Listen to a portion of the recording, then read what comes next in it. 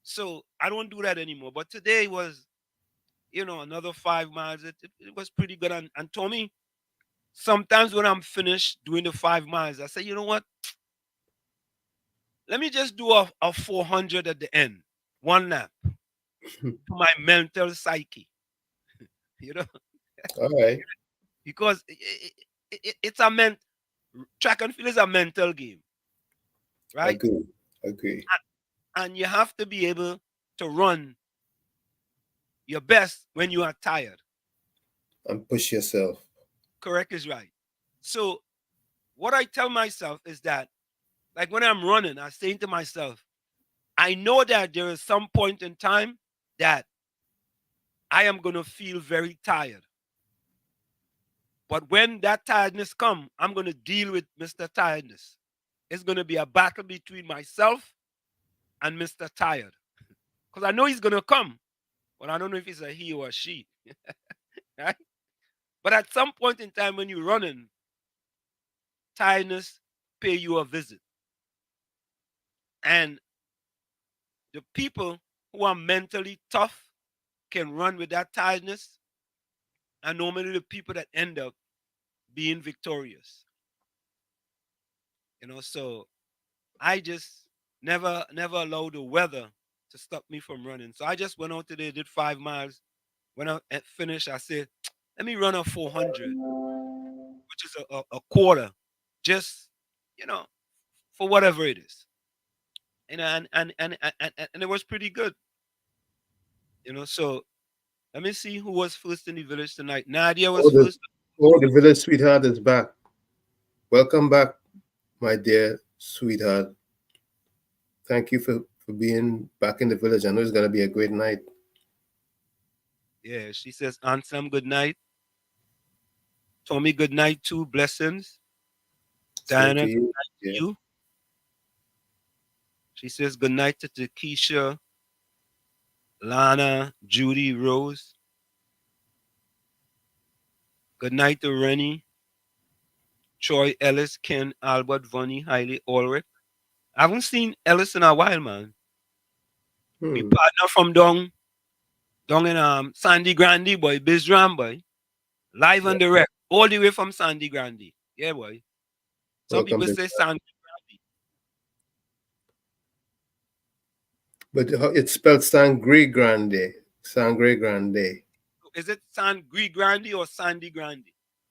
Well, it's spelled Sangre Grande, but Trinidad local parlance It's Sandy Grande. is Sandy Grande, but it's Sangre Grande Okay. in Yeah. Espanol. Caribbean Soul, welcome. Yeah. Darren says, Wall Street, see if you can get in contact with David Lee. I understand they had a protest for the divers. What if I had David Lee number, boy? Let me see.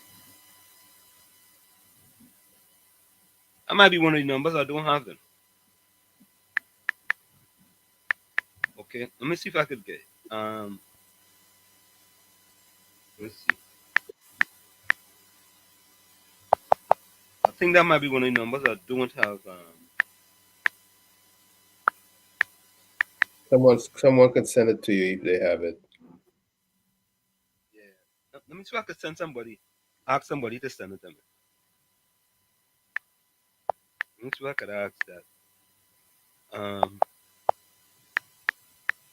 And you know what? We could play a video on Prakash Ramada talking about each one of the families should have been given 5 million. What do you think about that, Tony? Well, I clearly said that the money that was spent on the COE should have gone straight to the families. Now, Tommy, what's the benefit of that commission of inquiry spending close to $15 or more million? What's the benefit? We keep seeing a pattern over and over, regardless of what happens.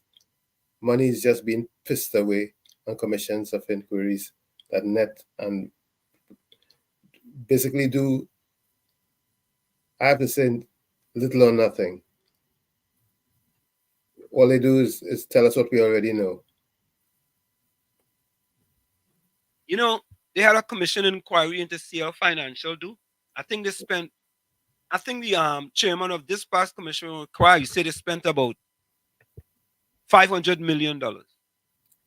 They piss a lot of money away on commissions of inquiry.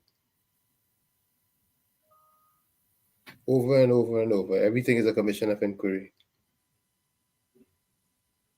Or don't we have a commission of inquiry into the 100 million that they're going to spend?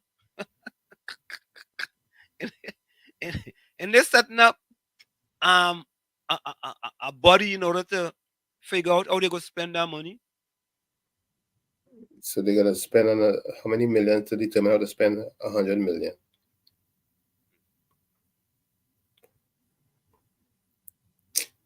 Hey Tommy, you know something, boy? I was thinking about this, boy. I was thinking about something. Go ahead. And I'm asking myself if, let me see how I can phrase this. I'm asking myself, right? Yeah. If Mm-hmm. critical thinkers, Mm-hmm. especially those who support the PNM, Mm-hmm. if they are too harsh on Prime Minister Road. If they are what? Too harsh. Yeah. And here's why I asked that question. The reason why I asked that question is because when you look at the socio-economic factors for Black people in Trinidad and Tobago, we are at the bottom of the barrel in almost all, when I say all those factors. And I'm saying all. This is one, like I say, all. Right? And I'm asking myself, well, could there be other factors that we are not taking into consideration?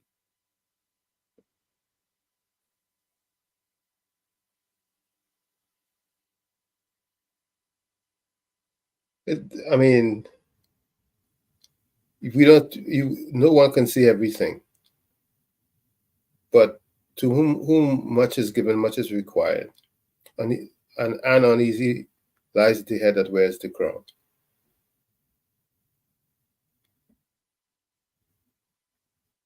So you're not getting him a pass, so to speak. There are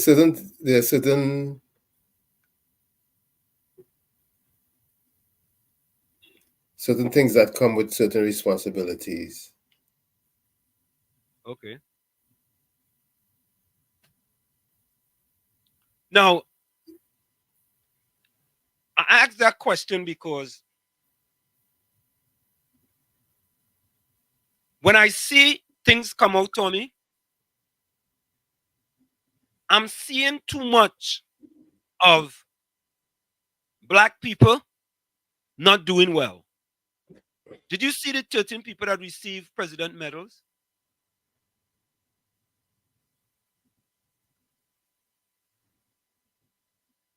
I know I didn't review it. Okay. So I want to ask the question, right? There were 13 people that received president medals. For people who are in the chat and anybody who are listening, can you tell me what was the makeup of those 13 people? Because the reason why I'm asking that question, I already know about the Cape scholarships, and I've said that over and over. It just seemed to me that every time something comes out, that and listener, Kamala Prasad Bissessa told Prime Minister Rowley, Black people are not doing well, and I'm paraphrasing here, you need to do more for them. Kamala Prasad Bissessa told him that. How could you have a person in opposition telling you this. You know, and you come on a platform and then tell the people, well, 15 years ago, we wanted to do something, you know, and we didn't have the testicular fortitude to do it. Are you going to do anything now? No, the thing is that the worst part is that you knew 15 years ago there was something being attempted that you didn't have the testicular fortitude to do it. And now you just gonna talk about it and leave it just so. Yeah. What does that say? That to me, that is spaghetti theory, you know, you throw things up on the wall and see what goes stick. Simple. You throw it out there and you see how the people deal with it, and then you could deal with it accordingly. Certain things come with certain jobs. Certain requirements come with certain jobs, and you have to face it. You have to face where you are and what you are doing and what the responsibility is that you have at that particular time. Now, Tommy, the Archbishop Gordon made some statements. Now, I'm not sure if these statements was recent or if it was in the past, but these statements that was made was prophetic.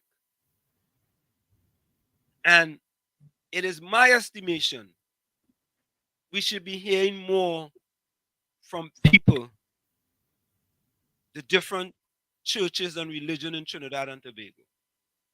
But you know, Tommy, I was looking at Kaiser House last night, and Okay.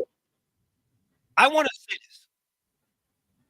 In my estimation, this RPNM have killed Calypso in Trinidad and Tobago. Tommy, do you torment or do you torment about that? I want to know why would a political directorate kill something as cultural as that? I mean, why? It's easy. No, it's easy, but why? It's easy. Why? Because many times, there are many of us who live outside of Trinidad and Tobago, and the Calypsos is where we learn things that are happening in the country. Would you agree? Agree. You will learn about the politics. You will learn what's going on here, what's going on there. You will learn, right? I mean, I hear Corinne Ashe, a person that I love me some Corinne Ashe. I ain't lying to all you. I know Corinne Ashe from Village Council Street in Lavantella. I love Corinne Ashe. Let me tell you, love her, love Corinne Ashe. Corinne Ashe is our boss. But I'm not gonna blame Corinne Ashe, you know. I'm gonna blame the person who is writing for Corinne Ashe. Corinne Ashe. She has a choice. She has a choice whether she wants to sing it or not. Oh God, Tommy, you're getting share excuse, Tommy. Where you going to share? You're getting share excuse. No, I'm not giving her an excuse. I'm saying definitely that she has some input in it too. But Regardless of what the writer, I think it's Christoph is his name. He writes it and he gives it to her. But if she doesn't want to sing it, she could tell him, hey, you gotta do better than that. I ain't feeling this. You think so, Tommy? She might take the song and give it to somebody else, and she might not have a song.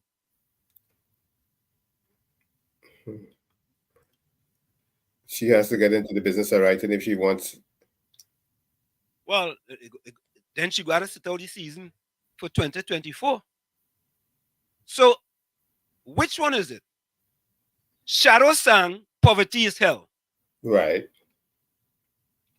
Corinne sang Poverty have nothing to do with crime. As a matter of fact, let me see if I could get her song here.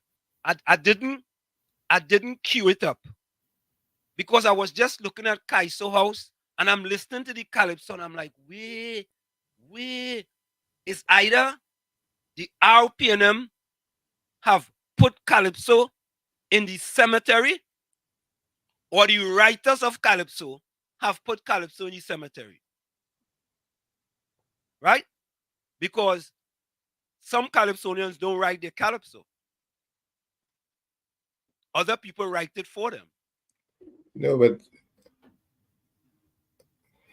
I fully agree that there are writers, people who are specifically writers. But you as a singer, you bring something to me as a singer, I have to vet it and decide whether I want to do it or not. Mm-hmm. All right. So, Tommy, I think this is it here. Let's listen to Corinne Ashe. Hold on, Let me think. I think I get it here. All right. I think this is it. We're going to listen to that, Tommy. And then we're going to compare and contrast Shadow song, Poverty is Hell. Because in my estimation, Tommy, poverty and crime go hand in hand. Absolutely. It goes hand in hand. And if I hear you making an excuse like that, it makes me think. My critical thinking bone goes into existence. You see? Then I'm saying, could it be both? Could it be that poverty is no excuse for crime and poverty is hell? Could it be both? Let's take a listen.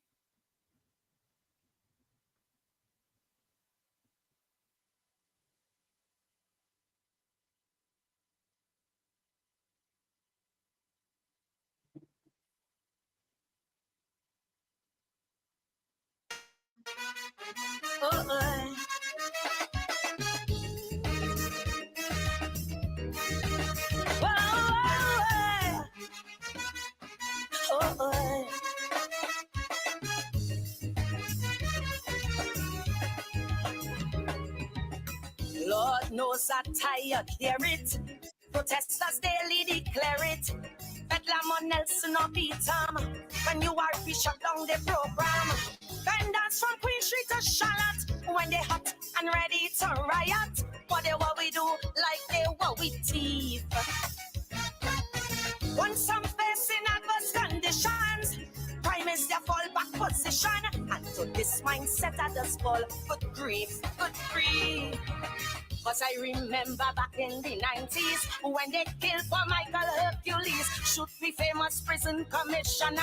The mother said she boy was a hustler. But for crimes like murder, there is no good reason or rhyme. Poverty ain't no damn excuse for crime. No way, poverty is no excuse. You don't ever win but lose. But with upward mobilization, nothing beats good education. Next time a youth man say it, hit him a slap one time. What poverty and no damn excuse for crime. No way. But tell your picnic them, all who causing the problem. Oh.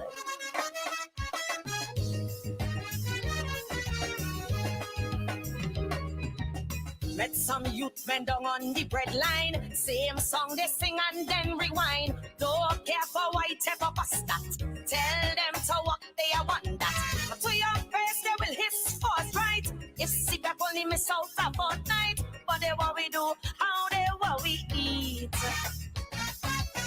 It's that time for causing the problem. Boss man run the bread is the anthem. Boss it measure war and gnashing of teeth. Still I remember Michael Hercules when they killed him back in the 90s. The mother said it wasn't murder. She son was just seeking a dollar. For many of us who broken, who don't have a cent or dime. Poverty and no damn excuse for crime. No way, poverty is no excuse. So when is your time to choose? Instead of shooting and looting, my pot and my lot still recruiting. Tell them youth man chant it before our next judgment time. Poverty and no damn excuse for crime. So hear me now. If you're starving to death with nothing to eat, that is no excuse. When them vendors get chased off the street, that is no excuse. Unemployment line, you can't get a job, that is no excuse. Boy, if you're struggling inside in no money club, that is no excuse. Broke and to thief, you ain't have a cent, that is no excuse. Yeah, mind your picnic, can't pay your rent, that is no excuse. If life giving you a really hard time, that is no excuse. Poverty is still no excuse for crime. Take a look at Miss Oprah Winfrey. Grew up in abject poverty because of drive and ambition. Today that same Oprah with billions. And over 74 years ago, a little black boy born in Tobago. No shoes on his feet, walked from miles to school, real cool. Never knew the love of luxury. Catch us and hard grind was the story. But today, as our PM, he rule, he rule. He never said like back in.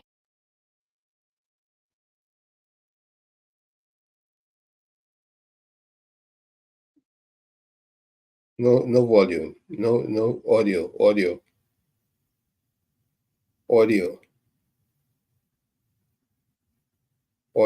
audio. Mic muted. Your mic is muted. Okay, sorry about that.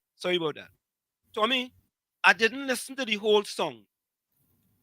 No, I'm 100% correct. Right? They put Prime Minister Rowley in the song.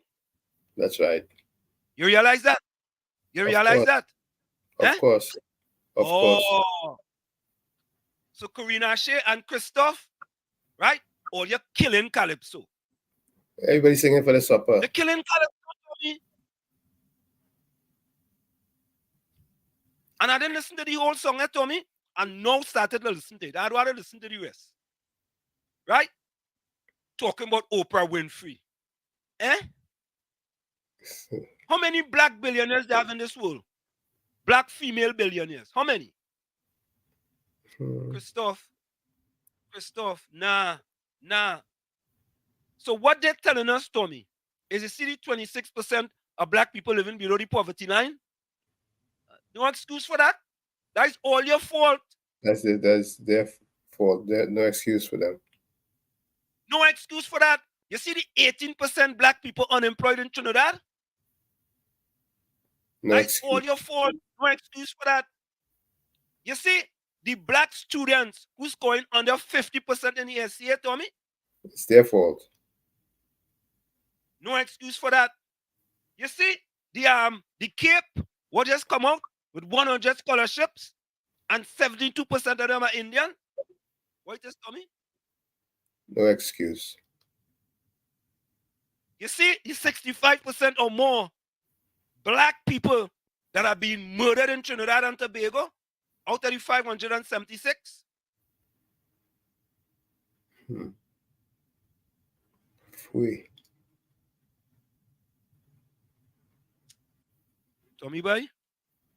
Christoph? Nah, boy. Listen, man. It's EAF. The EAF virus. Yep. And the only reason why I was listening to Kaiso House last night. And I said, but Calypso going to the dogs. Calypso in the Calypso cemetery, boy.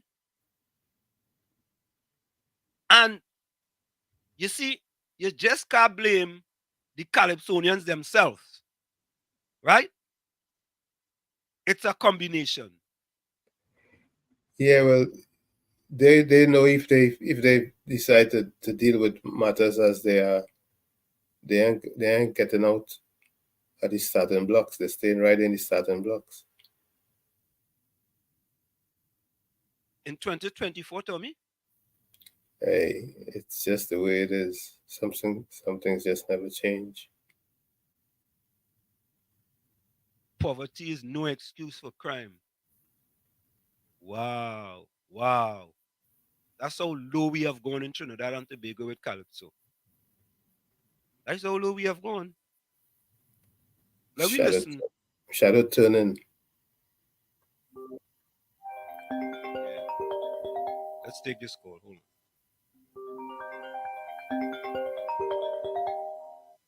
KFC, welcome.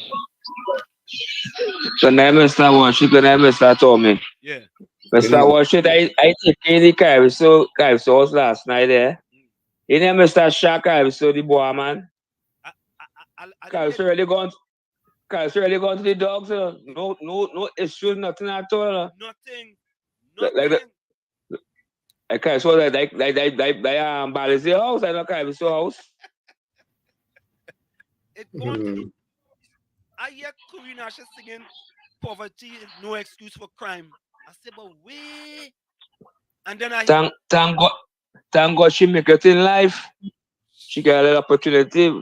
So she can't say Shadow singing the nonsense then. Well, we're gonna play that now.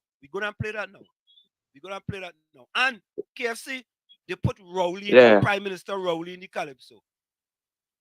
I see it yesterday. I said, wait, boy. Why? That's where it come to. I looked on. Yeah, man. Yeah, there we come to. I looked on listening. You see Pastor Gold this afternoon? I see them. I have a little cut for two from the two of them. I have a little cut from the yeah, two. love. Yeah, love. Yeah, bless. Yeah, Tommy. Let me listen to Shadow now.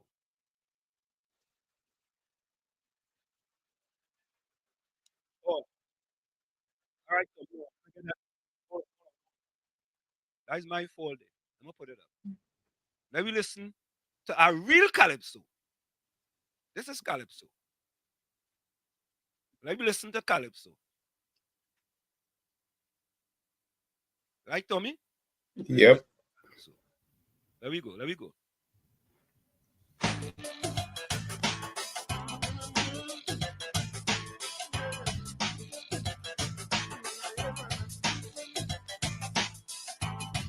Poverty is hell, and the angels are in paradise, driving in their limousine, where everything is nice and clean.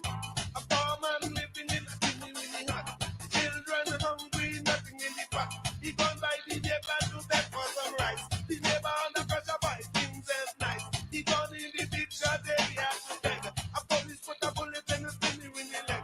He gone in the cause and he lost the case. The prosecutor say he have a bandit face. Poverty is hell,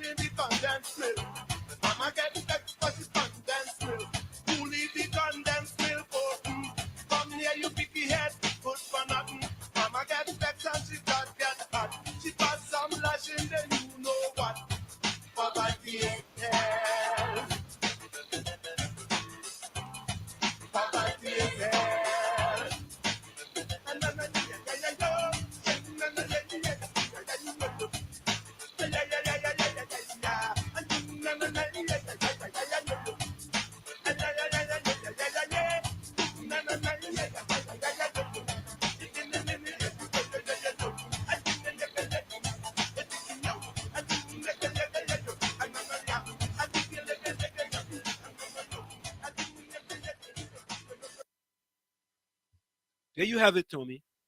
Yep. So Shadow. Shadow. So which one is it? It could be both, right? I ain't sure if it could be both then. Hey, Mr. Florida, welcome. Hey, good night, Mr. Hanselman. Good night, Mr. Tommy. Yeah, you make a valid point there. Did that lady singing poverty is not the reason for crime. So what about the late great singing Sandra? When she sang Voices of the Ghetto? Thanks, I go play Someone that one who too. I go play that been one. in who lived in that area and sang about true lyrics, the late great singing Sandra. She can't understand the late great singing Sandra. Singing Sandra knew what she was singing about. Thank you very much. Have a good night. Thank you very much. Thank you very much. Let me get that Good one night. too, Tommy. That is a good one too. That is our next good one. That Tommy, that's them killing culture, them killing their own thing, This is theirs, They're killing it for themselves, It's all about the food.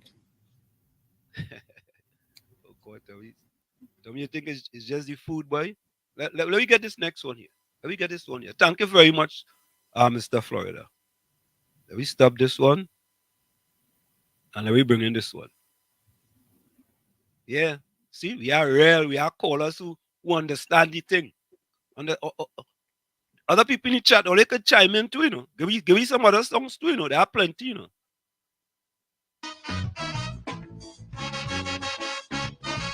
Happy New Year!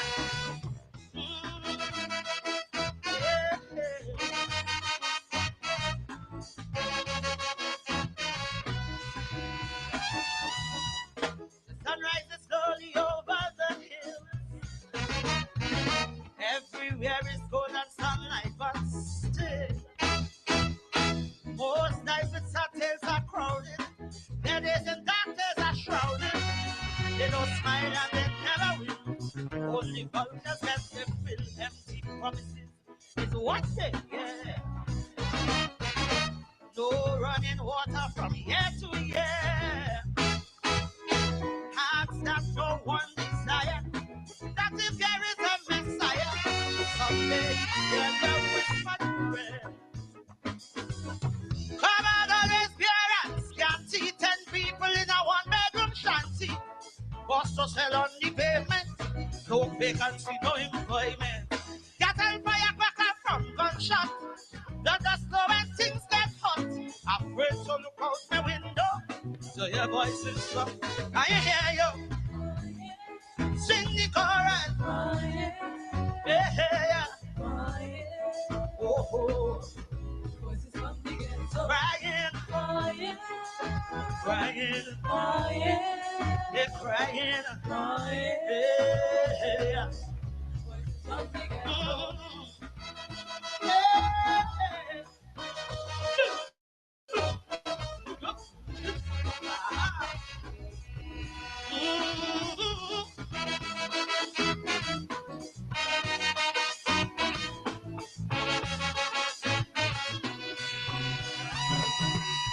Mothers just hold their head and fall. And them woman stronger than a wall. I big push a iron your daughter. Son in jail for manslaughter. Too bad for you, hear them bad boys no bail. That's the black man's choice. Like Shadow say, poverty is hell. Your little girl child belly start to swell.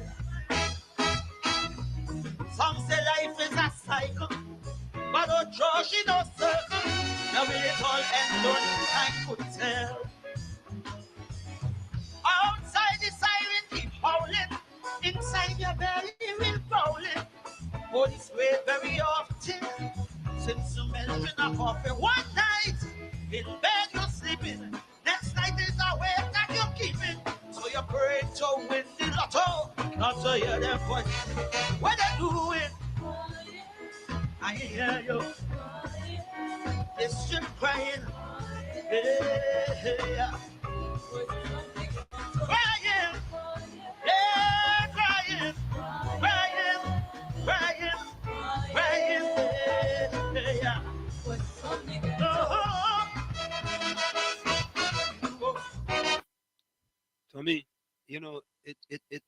kind of sad, man, that we have an art form called calypso, and it's an art form that tells the people what's going on in the country, right? Tells the people what's going on in the country. And Captain Singh, we will play the Archbishop video after the break. Tells you what's going on in the country. And when we have a calypso talking about poverty is no excuse for crime, Tommy, if I don't have a way, and the fella who coming to me, and you know, I'm not saying me, but other people are a little weak, and they ain't having 3 square meals a day, you know, and he decide to give me a way that I could put some food on my table. And you saying poverty is no excuse for crime. That's sad, man. That's sad. That's why people saying calypso, when you go to a calypso tent, it's only 10, 20, 40, 50 people. Because when you go to a calypso tent, what are you listening to? Poverty is no excuse for crime. And let me say this right now. Tommy, do you believe that will make it to the big yard, that song? Most likely it will. Most likely it will. And because everything is just set up that way. Yeah, I want to believe that song can definitely make it to the big yard. Definitely. Right? Because they have a fella from Tobago who had to walk barefoot. Like he's the only one who had to walk barefoot, Tommy. Eh? Like he's the only one. Is there plenty of other people who had to walk barefoot and were successful too? Absolutely. Yeah, I used to walk barefoot in Chumakak. Boy, I didn't hear the rest of them, but I will have to listen to the other calypso tent and hear what they're singing. Because let me see if I could get Mr. Shaq's song. You will get that after the break. I saw him singing. To be honest with you, Tommy, I turned it off after a little while. Mr. Shaq 2024. Is this it? Nah, that's not it. Mr. Shaq 2024. Let me look for that one. Mr. Shaq 2024.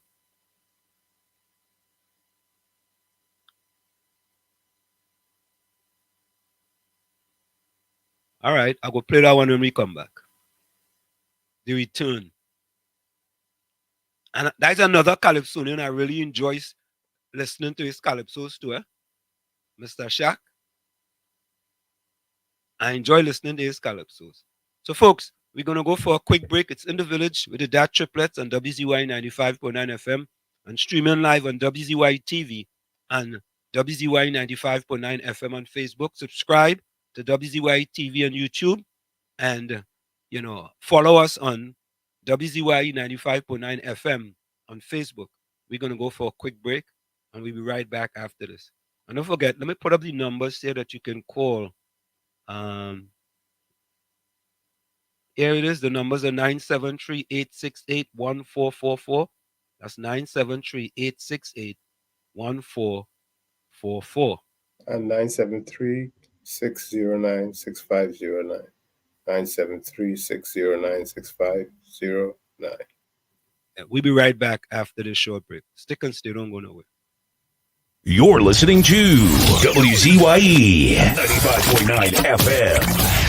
You are listening to WZYE 95.9 FM, the most influential name in Caribbean radio in the tri-state area. Broadcasting from East Orange, New Jersey, the most influential name in Caribbean radio. WZYE 95.9 FM. So let's play this one, Tommy. Let's get this one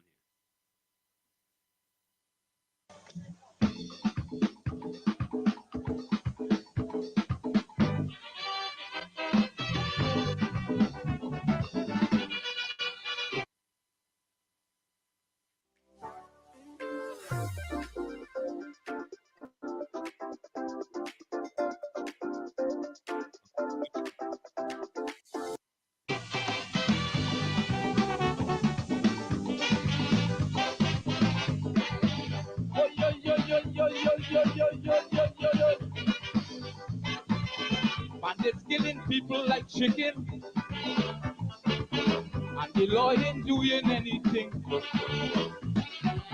Crimes committed now by the hour, no one seems to have an answer. So I come up with a solution to fight the crime situation.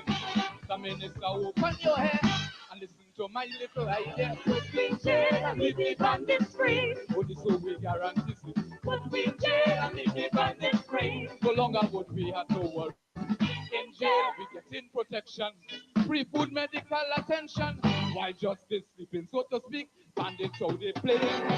Put me in jail and leave the bandits free. Go jail them, go jail them. Put me in jail and leave the bandits free. Just leave them to play.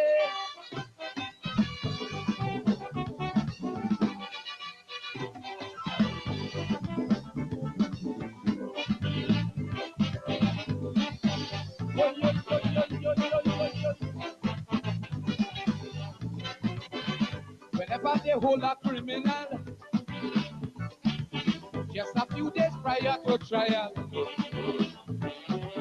you could ever bet some accomplice. They can surely pass out the witness. That is why for our own safety, I'm begging the powers that be to use the good sense of reason and let us instead live in prison. Put me in jail and leave me bandits free. Cause criminals have more rights than we. Put me in jail and leave me bandits free. Leave them to rape and kill my baby. In jail we do have to pay for life bill and tax and things like that. Life in there very cheap and nice. It is the perfect sacrifice. Put me in jail and leave me bandits free. Don't jail them, don't jail them. Put me in jail and leave me bandits free. Just leave them to play.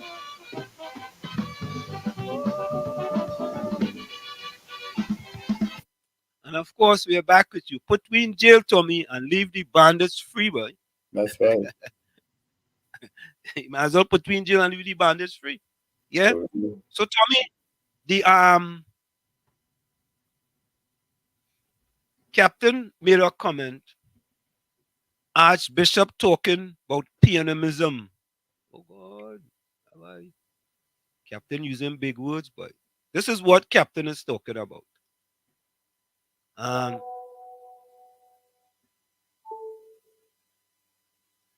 Listen to this.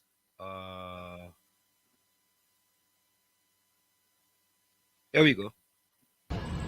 That has been beaten up and left half dead and is dying on the side of the road right now. They've been beaten up by corruption, by greed, by avarice, beaten up by bad values, beaten up by people wanting to get rich quick and pay no consequence for it.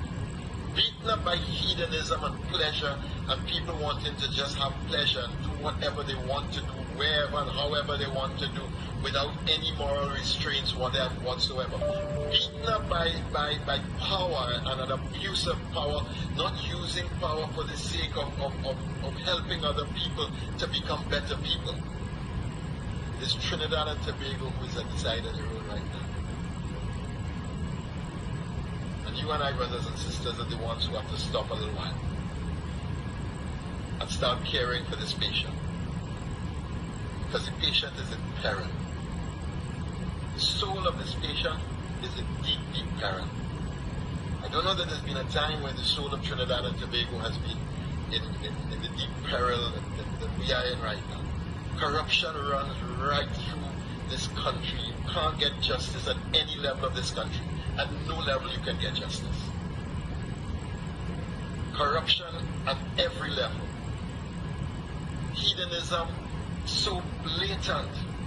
On the Feast of Corpus Christi, where the body that you see, well, I suppose in some way you could understand it as Christ's body, but Lord, it is Trinidad and Tobago that is being beaten down. And you and I have to do as the Good Samaritan did. Pause for a while. And do whatever is required to bring healing to the soul of this nation. Yep. Healing. But the thing about this, Tommy, is that you can't make that statement once and then leave it alone. You just cannot. That's excellent. But that talk have to be talked more often. And that's my estimation. In my estimation, that has to be said more often and more often and more often. Right?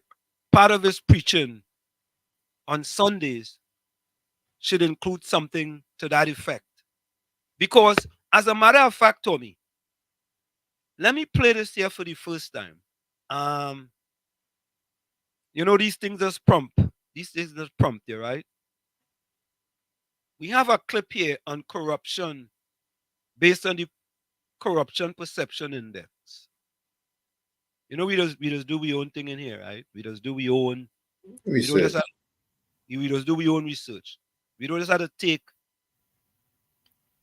what people give us. Let me see where it is. No, that's not there. Let me see if it's over here. Let me get it.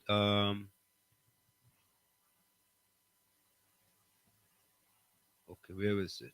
Where is it? But I'm gonna find it. What we're gonna look at, where is Trinidad ranked in the Corruption Perception Index in the Caribbean? Right? I have looked at that intensively because in global business, I teach about the Corruption Perception Index. Right? And, you know, it's interesting to me. When you want to find it, you just can't be able to find it. Don't worry, we will get it. We will get it. Time. Here it is. Here it is. Unmasking transparency.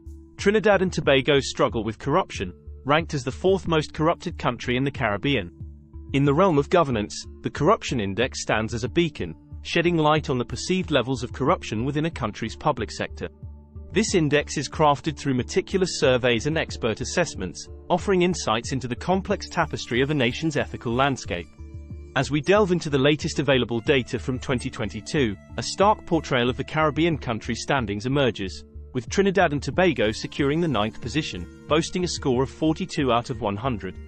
As we scrutinize the Corruption Index, a crucial measure of a country's perceived public sector corruption, the Caribbean nations unfold a narrative of governance and ethical challenges. The latest available data from 2022 reveals a nuanced ranking, offering insights into the ethical landscapes of these nations. Let's delve into the standings of various Caribbean countries based on their corruption scores. Caribbean Corruption Index 2022, Rankings and Scores.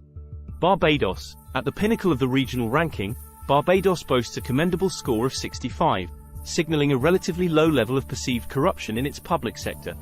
Bahamas.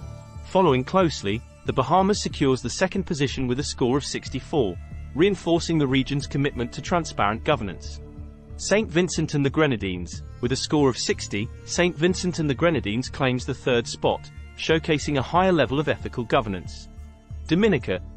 Sharing the fourth position with a score of 55, Dominica faces challenges but maintains a mid-range standing in the corruption index. St. Lucia, alongside Dominica, St. Lucia also earns a score of 55, positioning itself in the middle tier of the corruption index. Grenada, with a score of 52, Grenada faces moderate challenges in curbing corruption, holding the 6th position in the regional ranking. Cuba, securing the 7th spot, Cuba earns a score of 45, highlighting a perception of relatively lower corruption in its public sector. Jamaica, occupying the 8th position, Jamaica contends with a score of 44, facing challenges that position it in the mid-range of corruption perception. Trinidad and Tobago, positioned at the 9th spot, Trinidad and Tobago faces a notable struggle with a score of 42, indicating a higher than desirable level of perceived corruption. Suriname, claiming the 10th position, Suriname confronts challenges with a score of 40, underscoring the need for enhanced governance practices. Dominican Republic, securing the 11th spot, the Dominican Republic faces a more significant struggle with a score of 32, signaling heightened corruption concerns. Haiti, at the bottom of the ranking, Haiti faces substantial challenges, earning a score of 17, indicating a pressing need for comprehensive governance reform. The numerical representation on the corruption index serves as a sobering reflection of Trinidad and Tobago's governance challenges. A score of 42 places the nation in a precarious position, signaling a higher than desirable level of corruption within its public sector. This revelation prompts a critical examination of the factors contributing to such a perception, offering a roadmap for introspection and reform. At the summit of this regional ranking sits Barbados, with a comparatively commendable score of 65. The contrast between these two Caribbean nations invites scrutiny into the root causes of Trinidad and Tobago's struggle against corruption. What factors have conspired to tarnish its reputation in the eyes of both experts and the general populace? One prominent factor contributing to this unsettling perception is the trail of unfulfilled promises left by the ruling party. The erosion of public trust often follows in the wake of promises unkept, fostering an environment where skepticism and disillusionment thrive. Trinidad and Tobago must grapple with the consequences of political commitments that have fallen by the wayside, sowing seeds of doubt among its citizenry. Transparency and accountability, the cornerstones of a robust governance framework, are notably lacking in the public spending arena. The absence of a clear and open discourse surrounding financial transactions leaves room for speculation and distrust. Rebuilding confidence in the government's fiscal management requires a renewed commitment to transparency, ensuring that every taxpayer dollar is accounted for and serves the collective welfare. The corrosive influence of money and special interests in politics further muddies the waters of Trinidad and Tobago's fight against corruption. An impartial and fair political landscape is essential for fostering an environment where policies are crafted in the interest of the people, rather than being swayed by the agendas of a privileged few. The nation must confront this insidious influence head-on, redefining the boundaries between political power and vested interests. Lastly, the weak enforcement of anti-corruption laws exacerbates the challenges faced by Trinidad and Tobago. A robust legal framework is only as effective as its implementation, and the nation must strengthen its resolve to prosecute those who violate the principles of ethical governance. Heightened enforcement not only acts as a deterrent but also demonstrates a commitment to upholding the rule of law. In conclusion, the corruption index serves as both a mirror and a compass for nations navigating the tumultuous seas of governance. Trinidad and Tobago's 9th place ranking beckons a thorough examination of its internal dynamics and a steadfast commitment to reform. Only through addressing the issues of unfulfilled promises, lack of transparency, undue political influence, and weak legal enforcement can the nation hope to climb the ranks, ushering in an era of integrity, accountability, and trust in its public sector. The journey towards a corruption-free future begins with a candid acknowledgement of the present challenges and a collective determination to forge a path toward a more transparent and accountable governance. Now, Tommy. Yep. What people will say, well, no, Trinidad is ranked 9th. No. Haiti is the most corrupted country. Haiti is the most corrupted. Dominican Republic is 2nd. Suriname is 3rd. And Trinidad and Tobago is 4th. 4th. Right. So when you go most corrupted, they normally go from least corrupted to most corrupted. Right. So they are 9th, but they are actually the 4th most corrupted country in the Caribbean. Right? So people say, well, they're 9th. No, they're not. They're 9th when you rank them, but Barbados is the least corrupted country. That's correct. Right. So it go from that way. And it's interesting. We never really shared that previously, Tommy. No. Right? So there again, all facts, not fiction, all facts. So again, right? What the Archbishop said, he's 100% correct. And that just prompted us. Trinidad Margot, welcome.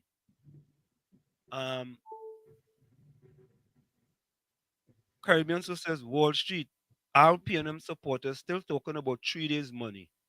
If it had 3 days money, how come UNC wanted to win election in 2015 if it's alleged that the thief out the treasury? That making any sense? I don't really listen to that. I don't really listen to that 3 days thing. Nah? That make no sense. I don't even listen to that.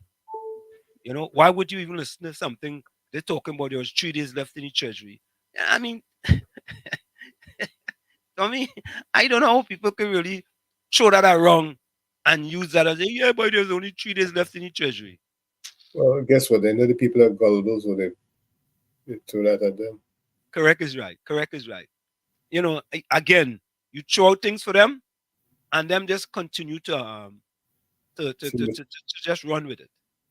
You know, throw it on the wall, see what sticks. I got to see what sticks, man.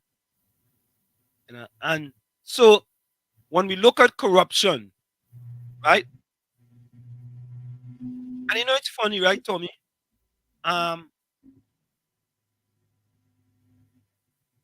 We see recently that the methanol plant was sold without any procurement,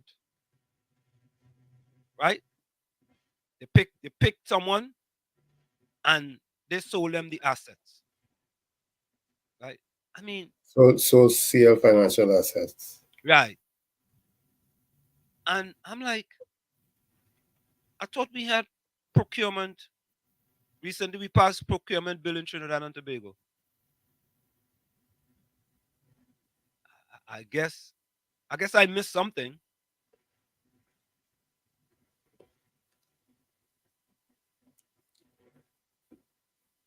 You know, what purpose does the opposition serve in all of these matters?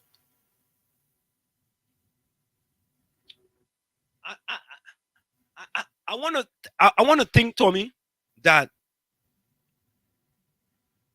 many of the issues that we bring here, I find the opposition is very weak on these issues. I'll be very honest. For example, property tax. To me, that is an issue that the opposition should have had a march in Trinidad and Tobago. It fell down. The opposition fell down. Yeah, they should have had a march. Tell the people the property tax is not 2.7%, it's 3% that the government is lying to you. And the facts was there for them to see it. Not just that, they should have done a comparative analysis for the rest of the Caribbean and show the people what the others are, what countries are doing. Hello? Yes. No, go ahead, Tommy. No, they need to do some analysis and bring it to the people so they enlighten the people as to what is going on around them.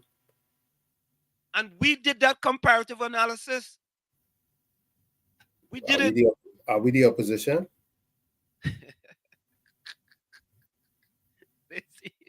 Yeah, it seemed like if we are the opposition, but we did it and show them that what the opposition really doing? They intend to just let it be, and so that will be a campaign strategy or something.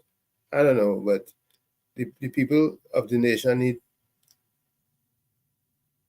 No, I'll be very honest with you. I was very disappointed with the property tax. That's a big one. A big issue. Big issue. Right? Wall Street, don't say that hello again. Eh? Leave that for the American chick. All right, Curtis. Yeah. I was very disappointed that they had property tax on a platter. And as much lies that came out of this RPNM, for example, Brian Manning go on a radio, on a TV program and tell the people Trinidad and Tobago have one of the lowest property tax in the hemisphere. I said, wait. I said, boy, that's a good thing. When you do the homework, Brian Manning lied. And I call him out on it. I call him out on his lie. And then you get the bad name for calling him out, right? Correct. I get the bad name. And then the pastor with the internet search engine name, bring him on the program. And he lied there again. Because he changed his story now to say that Trinidad and Tobago have the lowest property tax in the Western Hemisphere. Boy, them so easy to deal with, eh? So I catch him lying again.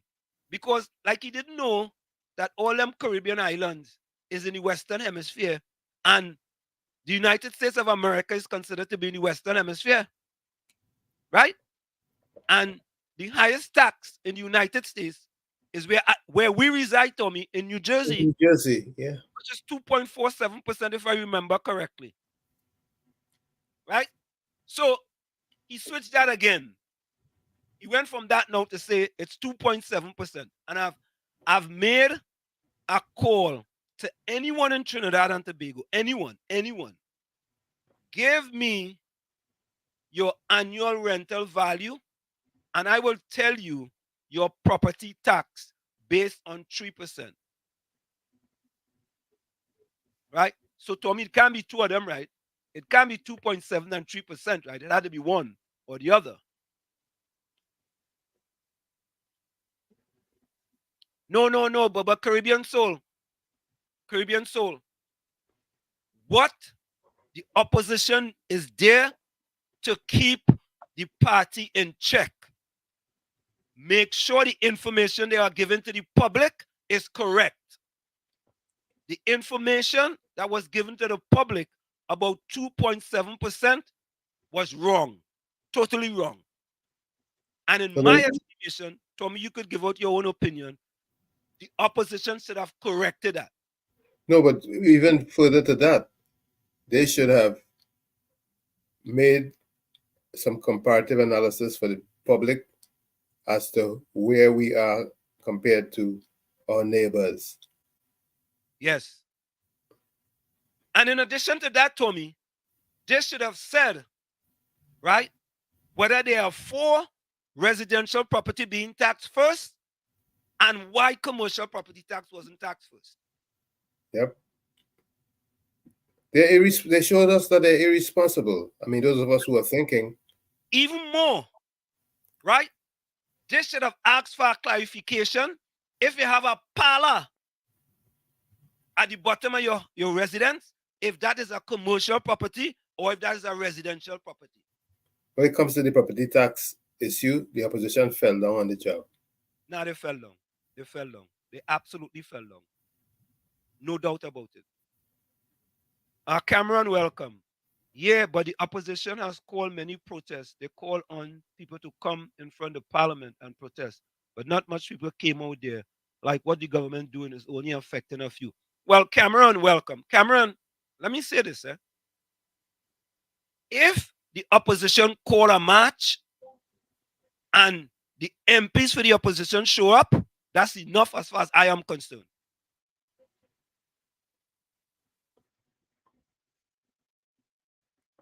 Keep frozen. If just the MPs alone show up, that's enough for me because they are putting the issue to the public. Or Cameron, or when they have their, what is it, the Sunday thing? What day do you used to have? Monday Night Forum. When they have the Monday Night Forum, you see like of the crime talks, which was excellent. The opposition made the PNM have a thing in Ikweze last Thursday.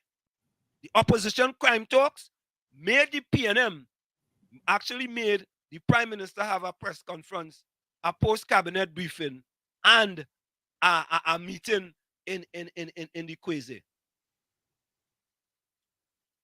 You understand? Yes. You know who was I just say the business community, but guess what? No tax to them. The poor residents to fight up. Correct is right. Correct is right. It's the poor residents, but Caribbean soul. The poor PNM residents, them ain't fighting, you know, because it's their party. So they're saying, well, I ready to pay my property tax. Only give me tax in my poor phone. I ready to pay my tax. But them in Federation Park, them ain't ready to pay no tax. But the poor, disadvantaged PNM people, them ready to pay their tax. Captain Singh said, no, Tommy, opposition want property tax to be implemented. Okay. So if they want it to be implemented, that's more for them to make sure that the government is being transparent and accountable. We just talk about corruption there, right? And they talk about transparency and accountability. It is incumbent on the opposition to hold the party in power accountable. I sent a video that I got. I think Albert had posted it concerning Singapore. I have. You saw that? You saw it? Yeah. You want me to play that? I played. Yeah. Caribbean says, so I don't think opposition have called march. Activists have called those protests. None of the supporters listen to them. But you see, you know, I'll be honest with you.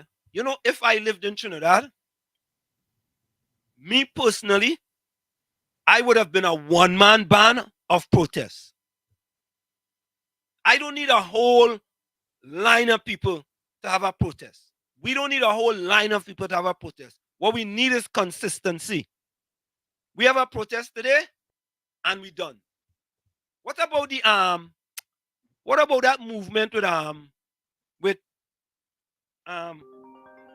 what about that movement with and the Pumpek of radios, ITK and Wordsmith? What about the movement they had? What do you call it again? I forget what they call that, yes? Yeah, Mr. Florida, go ahead.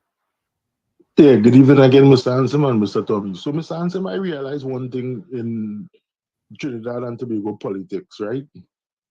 You say something about the PNM people will defend their party like a lawyer. You say something about UNC, the UNC people will defend their party like a lawyer. But they don't understand it's constructive criticism. It's about policies, it's about other people's views, it's about what people want, what people thinking. So you have to respect if somebody is saying something and you improve, and then as a party, a political party, you listen to the citizenry and you respond accordingly. Now we know that this RBNM is destroying the economy, and we know it's the next best solution because it's a two-party race. If you look at it, UNC. But then, if people are saying a constructive criticism about the UNC, respect it. Don't defend it because it's about policies, about country. Thank you very much and have a good night. Yeah. And let me say this for the first time, Tommy, a person who was a former PNM minister said to me, but Anselm, how come the UNC though use all them things all let us be doing there on WZYE 95.9 FM? How come them don't use them things? I said, I mean, how come they don't use them? She said, how come they don't use it? I said, I don't know. I really don't know. Because they themselves anyway, let me don't mount too much criticism.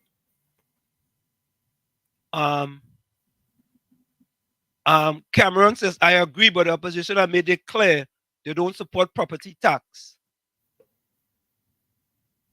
PNM people supporting property tax as much as we want the opposition to stand up. We must stand with them as well. But Cameron, there is a difference between support and transparency. If the UNC don't support property tax, fine.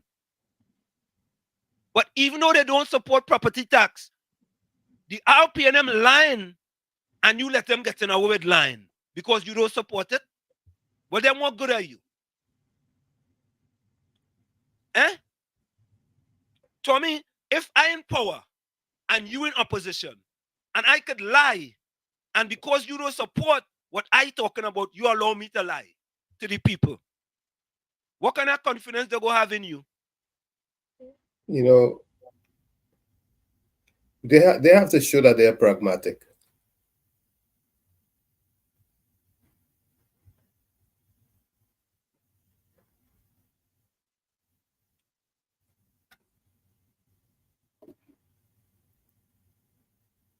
Mean Gene says success comes from the masses.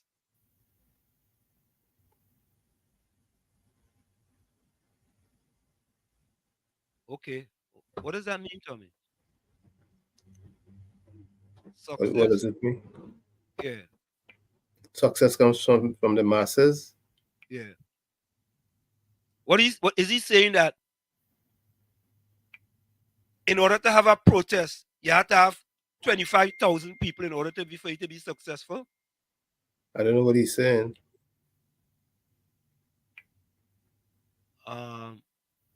Nico Machiavelli, the Prince How to Rule. Kamala using Nico Machiavelli, the Prince How to Rule.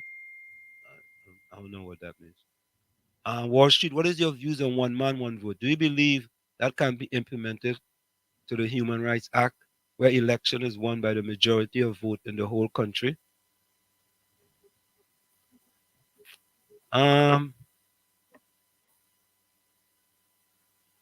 Well, we have it's called a Westminster system, right, Tommy? That's what they call it. Right. So unless we change the Westminster system, we got to go with what currently is the law, right? We have to change the constitution if we want to have it differently. Right? So maybe this constitution committee that the prime minister put together of PNM people, of people, maybe them could change the constitution. I don't know. Troy Smith, welcome. Ansem, good evening to you and Tommy. Kamala said to rip up the property tax when it comes in your mailbox. Say no more. But Troy, you are missing the point, Troy. I am not talking about whether you should rip it up or don't rip it up, anything. I'm not talking about that. I'm just talking about you had an issue on a platter in order for you to show that a government is being untruthful. You have this on a platter. As a matter of fact, Tommy, let me look for it. Colin Booth said it was 2.7%. Let me look for it. Let me play. I want to play. Because I think it sounds like if I am okay, here we go. I think if I am not speaking truth to power. Let me look for that. 2.7%. Let me see. 2.7%. 17 islands, not that one. You guys know we have all them things just sitting here. Because it's important that when we talk from a factual basis rather than just running our mouths. Which a lot of people think we do, but facts is a stubborn thing. Tommy, I have a video on Signal. But it's the truth. But it's the truth. And I want to play that video. Okay, let me try this other one here.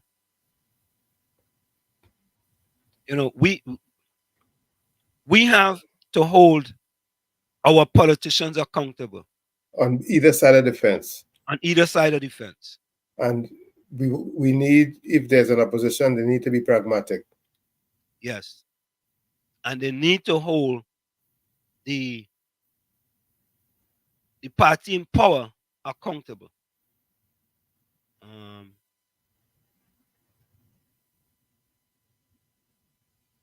All right. I'll find it. Let me see if it's over here. And this one here. Yeah, Bishram.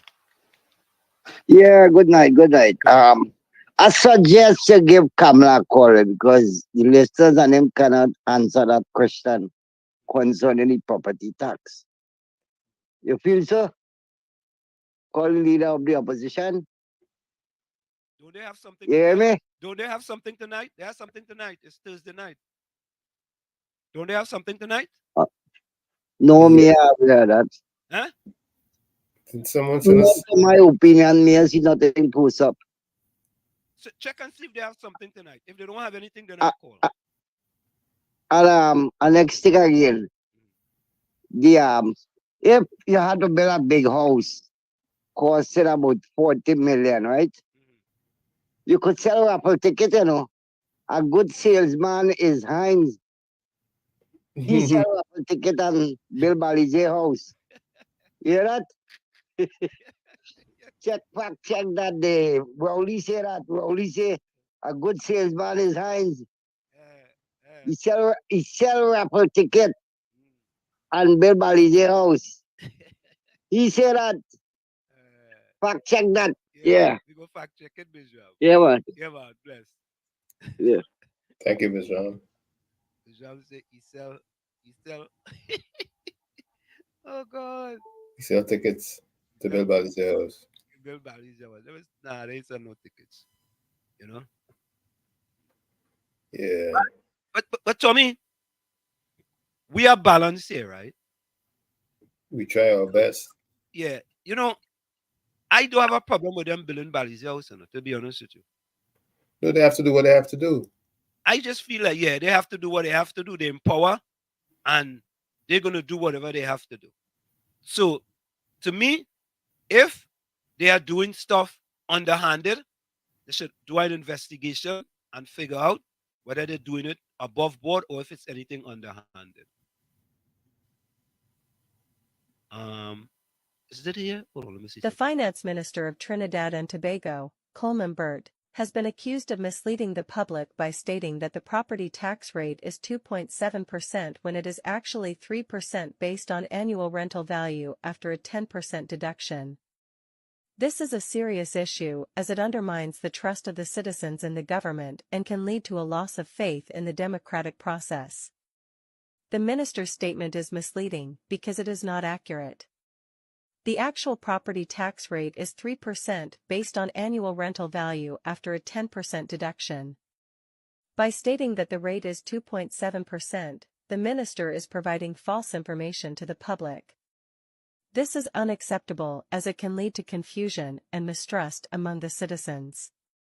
It is important for the government to be transparent and honest with the public. By providing false information, the minister is undermining the trust of the citizens in the government.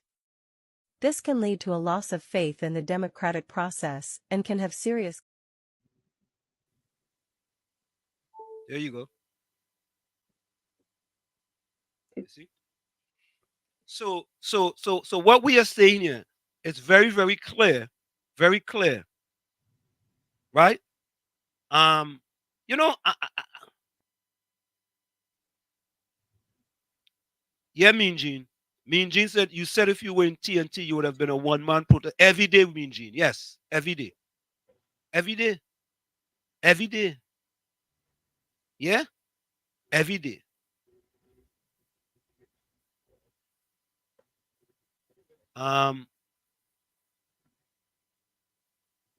Captain Singh said, if the rowdy government like Animal Farm, how much will the people take? I don't know. Inja, welcome. The UNC warned the population in 2015 and 2020 about the PNM bringing back property tax, and the people still voted the PNM back in office. So who don't hear will feel. But Inja, again, Inja, we have to separate our emotions from reality. The opposition is there to keep the PNM in check. Whoever is in opposition, your goal is to make sure that they are doing the things they're going to do in order to help the people of the country. Now, depends on the amount of seats you have. You may not be able to do anything, but still, there are some things that you have to. You cannot have a government lying to the people, right? Let me give you guys another one. I will give you guys another one. I'll give you guys another one. Just a minute. Give me a minute. I'll give you guys another one. Cameron says, does the opposition have programs, even in the pandemic, talking about property tax and why it's wrong to bring it now? Also, it's made to oppress the poor people. I agree. Yes, they need to do more.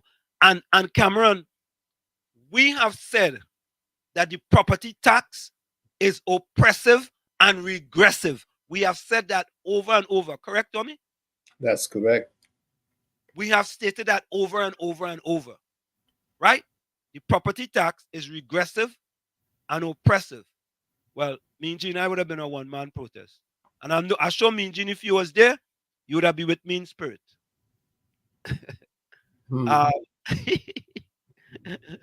Just the mean alone would have been there. The rest of them would not show up. Okay. Cameron said, but you can check out Douglas Politics with Anil Roberts and Victor Roberts have been highlighting these issues in the country. You see, Cameron? Let me just shift the goalposts. We're being very specific. Yes, they are highlighting other issues, but property tax is a major issue. Property tax, crime, local government election, right? Let me put the next thing on the table, Tommy. I think the opposition should be making an issue with local government election. The reform. As far as the councillors still being part-time. Because that's what the PNM said. The local government election was based on reform. A vote for the PNM in the local government election was a vote for reform. Where is the reform? That's why I keep saying the opposition is not pragmatic. Where is the reform? Oh, look, come on, man. And I want to say to the UNC people, you all have to start holding your party accountable for certain things. Don't just go along to get along. All you know, we don't really talk about the UNC here, right? Don't go along to get along. Property tax was a big issue. Local government reform, another big issue. The UNC hit it out of the park where the crime talks. They hit it out of the park, no doubt about it. That was a 6 or a 8. If you could get an 8 in cricket. That was a 6, plus it was a no ball, and they chose the ball in back in, they get an extra run. So they get 8 from the crime talks. That was proactive. Absolutely, 100%. But there are other important issues that they can do the same thing about. Carice, welcome.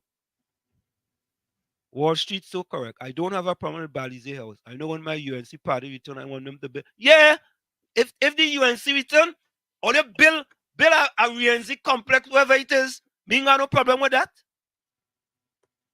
I know got no problem with that. Hey, Tommy? Yeah, let them do what they have to do. If you want to build it. Right? Me, I not go make a big deal about, well, they're building this. No, there's bigger fish to fry. Exactly. Because we're not going to stop them. No, it's not going to stop them from building Balize House. And in the scheme of things, right? Which one is more important? People having to pay property tax or the PNM building Balize House? Which is more important? I would think property tax, people having to pay property tax is more important. I hope they pay property tax for Balize House too. No, they pay. Only go pay property tax for Balize. That's commercial property. That's commercial. Oh, you they can't rent it. Nah, you could rent it. It have a rental value. Yes, it has rental value, but as a commercial property. Okay. So Yeah, yeah, yeah. that's part of the reason why commercial properties were left unchecked. They know it was coming on stream, right? Caribbean Soul said the difference between PNM and UNC. PNM does suffer a country with corruption. UNC does stabilize the country while they do their corruption. Yes, tell me read that one day. I hear Caribbean Soul. You see, that's a good one. Caribbean Soul is a good one. He said, you just stabilize the country while they do their corruption. But Caribbean Soul, you're right. Under Kamala Prasad predecessor, we had less black people living below the poverty line. And all let us know. That is our next one. That is our next one. Get whoever in the UNC to tell them under Kamala Prasad predecessor, she had 17% black people living below the, and all of us afraid to talk about that. But that's facts. You know, Anselm, Yeah. come to think of it, if they just listen to and quote some of our findings, they will get traction. But I guess, Tommy, you're preaching now. If they say, you know what, boy, them fellas making sense, you know, because when we talk facts. But from research. We're doing research. We don't have no axe to grind. We don't have no axe to grind. We don't have no axe to grind. Under Basdeo Pandey reduced the amount of black people living below the poverty line.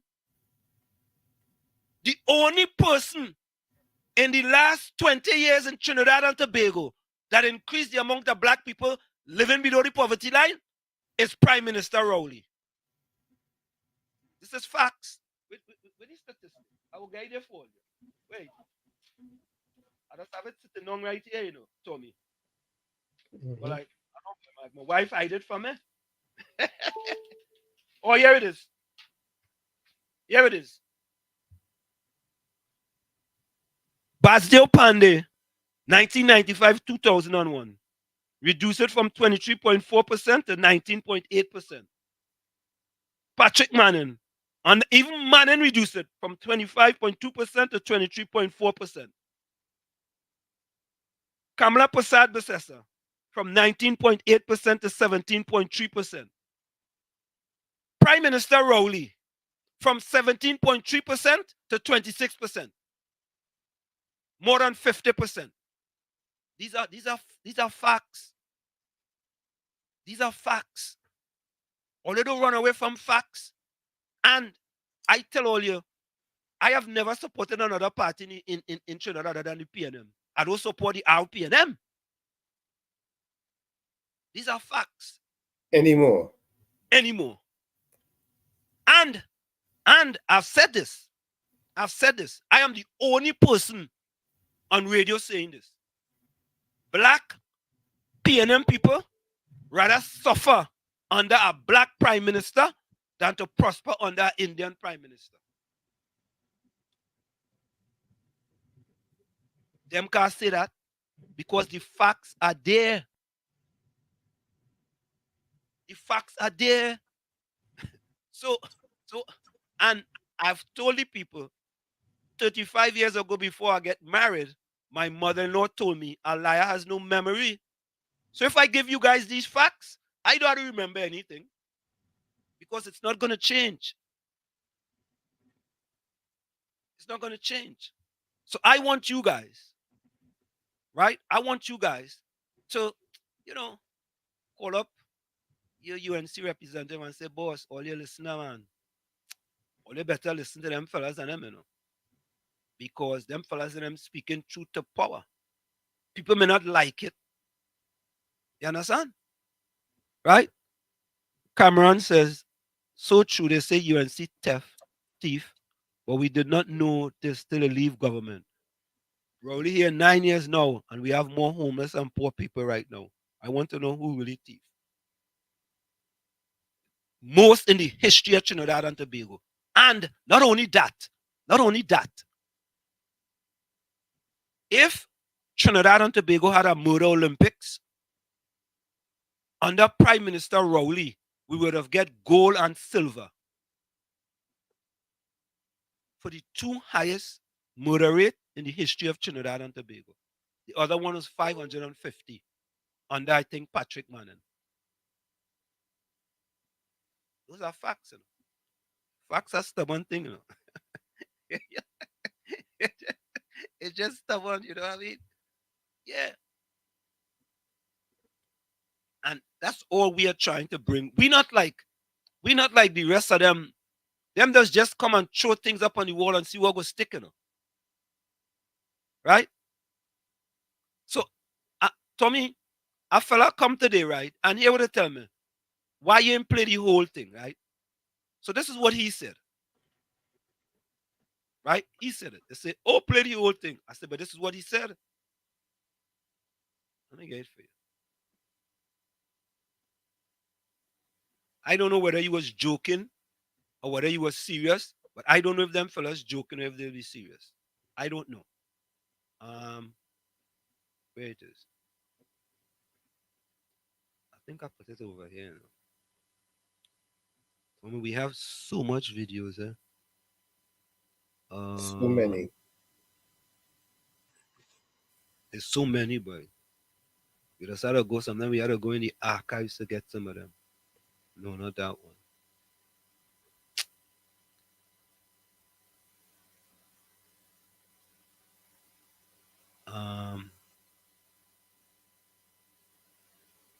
Okay.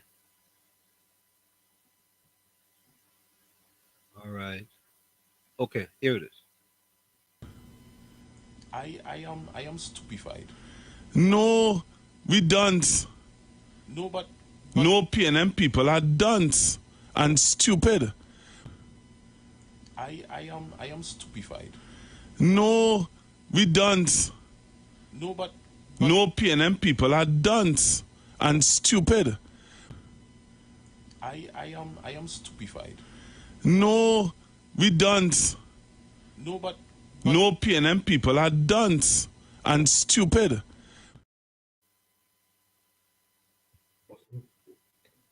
What prompted that conversation?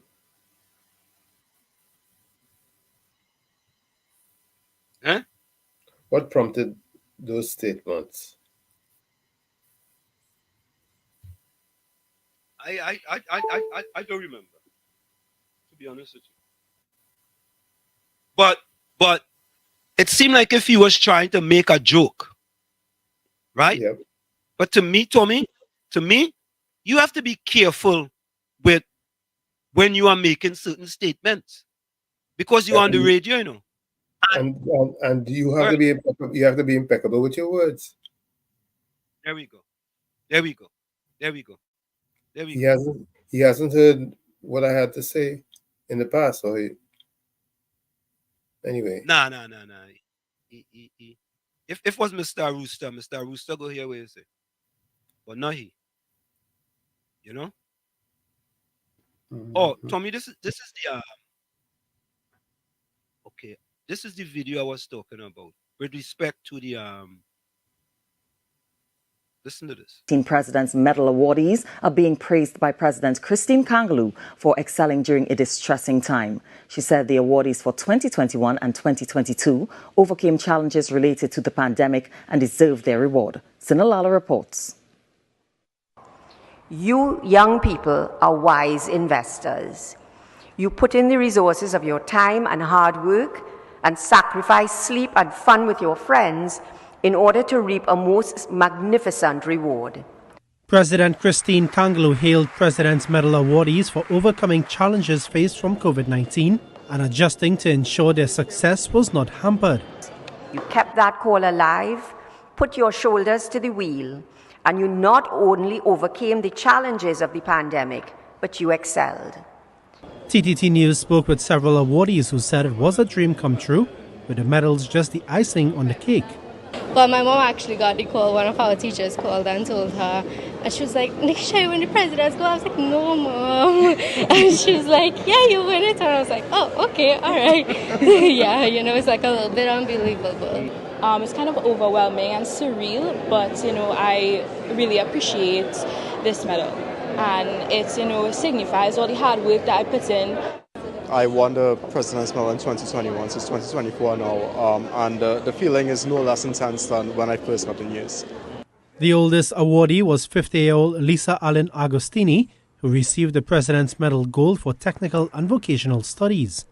And I did graduate, and I went on to get, you know, good degree at university and stuff, but I did not accomplish what I was meant to. I know that. I was doing all the wrong things. And this is God restoring. President Kangaloo was also in high praise for this particular award, which only came into being in 2020. This, to me, is an acknowledgement that our education system recognizes and is committed to highlighting and rewarding achievements in areas that transcend the traditional areas of academia. The awards were presented to 2021 and 2022 winners for SCA, CSEC and CAPE, as well as the Technical Vocational Awards. Sonolala, TTT News.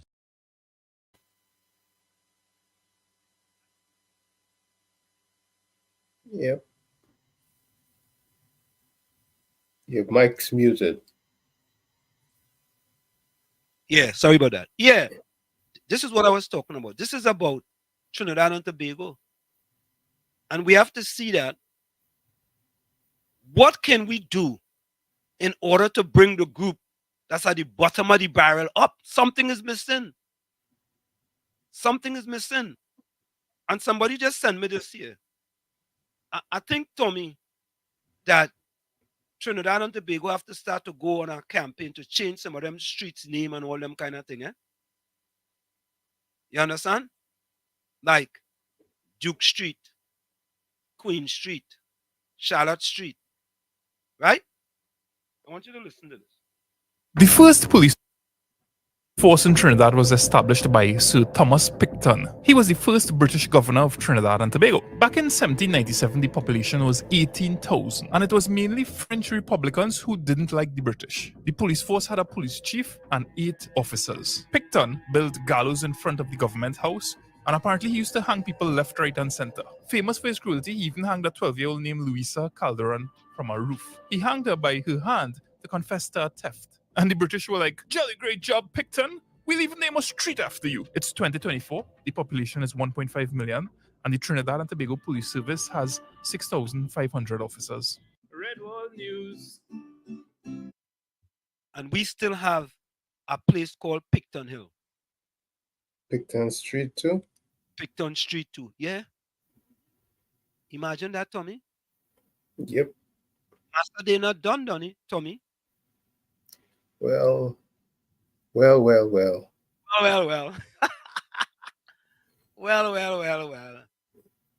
Oh boy. Well. Cameron says, you know this saying, have everything, you don't care till it gone. Kamala gives so much in the government. And they're just saying, we have news report. She and Manning all Rowley's taken away everything. Okay. Let me exit for a minute. Yeah. This is a fact. Kamala did more for this country than people take for granted. Now Rowley come, he's doing is taking away and shutting down everything.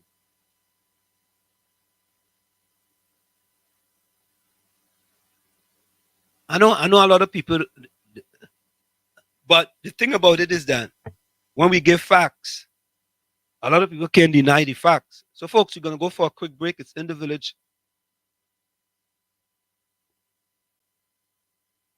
It's In the Village to the DAT Triplets, WZYE 95.9 FM. We come to every Tuesday and Thursday from 7 to 10 p.m. TNT time and 6 to 9 p.m. USA time. We're going to go for a quick break. Stick and stay. We'll be right back after this short message. It's Uncle Tommy, Professor Wall Street, and you on WZYE 95.9 FM. You're listening to WZYE 95.9 FM. You are listening to WZYE 95.9 FM, the most influential name in Caribbean radio in the tri-state area. Broadcasting from East Orange, New Jersey, the most influential name in Caribbean radio. WZYE 95.9 FM. She's going to be singing Plight of My People. Make some noise for Lady Gypsy.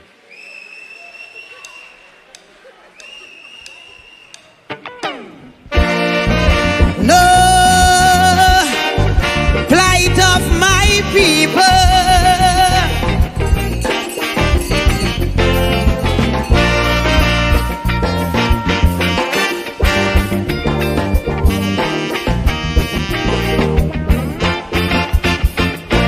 Too much a one thing good for nothing.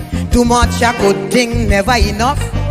I don't know why my black people cannot see. No party never care about we. Every election we so devoted. How we love up we PNM. As soon as election come and go, it's only problem after problem. How could we cope? Man lost the hope. I ain't seeing no solution. Every time PNM come in power, it takes a toll on black man. I don't want to sound like a racist, but this is what I can see. They just take care of the race, but they damn well know they have we. I want to ring me bell, wake up Eric Williams. Tell him the party found him PNM needed immediate attention. Ring me bell, wake up Mother Cornhawks. Tell she to cast a spell on we party, not what it used to be. I ring my bell, ring my bell. I ring my bell down there.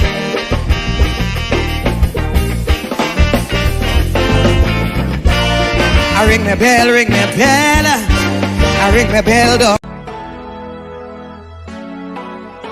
This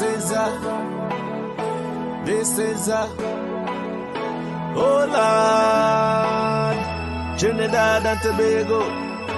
This is DJ Bravo. I'm hurting you know. This is a sad place. My country turned into a sad place. When I look around, it's only sad face. Our country turned into a sad place. All I see in front of me, nightmares turn into reality. Like somebody build a monster factory. Parliament up in parliament economy. But let the moderators in another body in a dream. Somebody girl child missing, another rape again. And next road stain with somebody's sunburn. Who take the S out of Port of Spain? This is a sad place. My country turned into a sad place. When I look around, it's only sad face. Our country turned into a sad place. Now with the love, with the vibes, with the hope. Now tell me something, how we really want we cope. When the children breathing in too much gun smoke. And the Coast Guard can never see a boat. You're sounding like some goats when they come looking for votes. Sit the empty promises, reading like a horoscope. Justice for sale in a fat envelope. Politically, all the answers is a joke. This is a sad place. My country turned into a sad place. When I look around, it's only sad face. Our country turned into a sad place. All I see in front of me, nightmares turn into reality. Like somebody build a monster factory. Parliament up in the parliament economy. But let the moderators in another body in a dream. Somebody girl child missing, another rape again. And next road stain with somebody's sunburn. Who take the S out of Port of Spain? This is a sad place. My country turned into a sad place. When I look around, it's only sad face. Our country turned into a sad place. doesn't matter the religion, the color, the creed, or the race. It's our responsibility to take care of our place. Champion!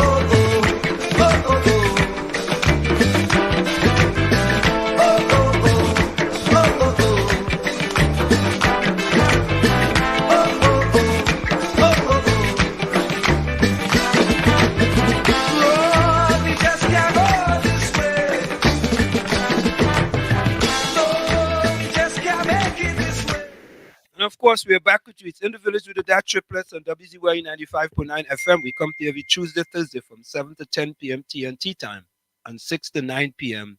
USA time. Of course, it's yours truly, Professor Wall Street, and my partner, Uncle Tommy. So, Tommy, let me go to the chat here.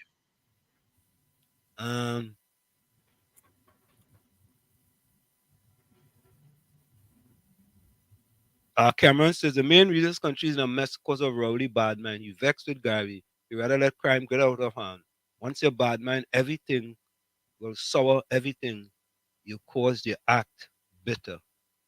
They say we get rid of bitterness, this country will be great again. Caribbean Soul said today was an interview with Kaiso artist. The artist said she's not saying anything about anything. Yeah. That is Darius. What's her name? Darius.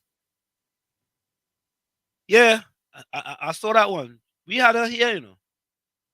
You know what? I was looking for her number, yes. I didn't find her number. Remember we had Darius is a youth man. Yeah, that's her mother. His mother. Her mother. His mother. She's a singer also. Yeah, she says she ain't singing no politics.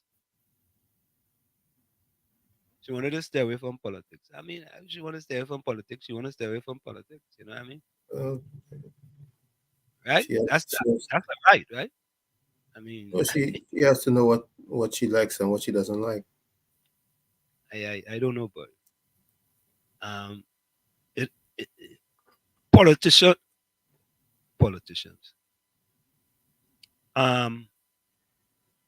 Calypsonians in Trinidad have been muzzled.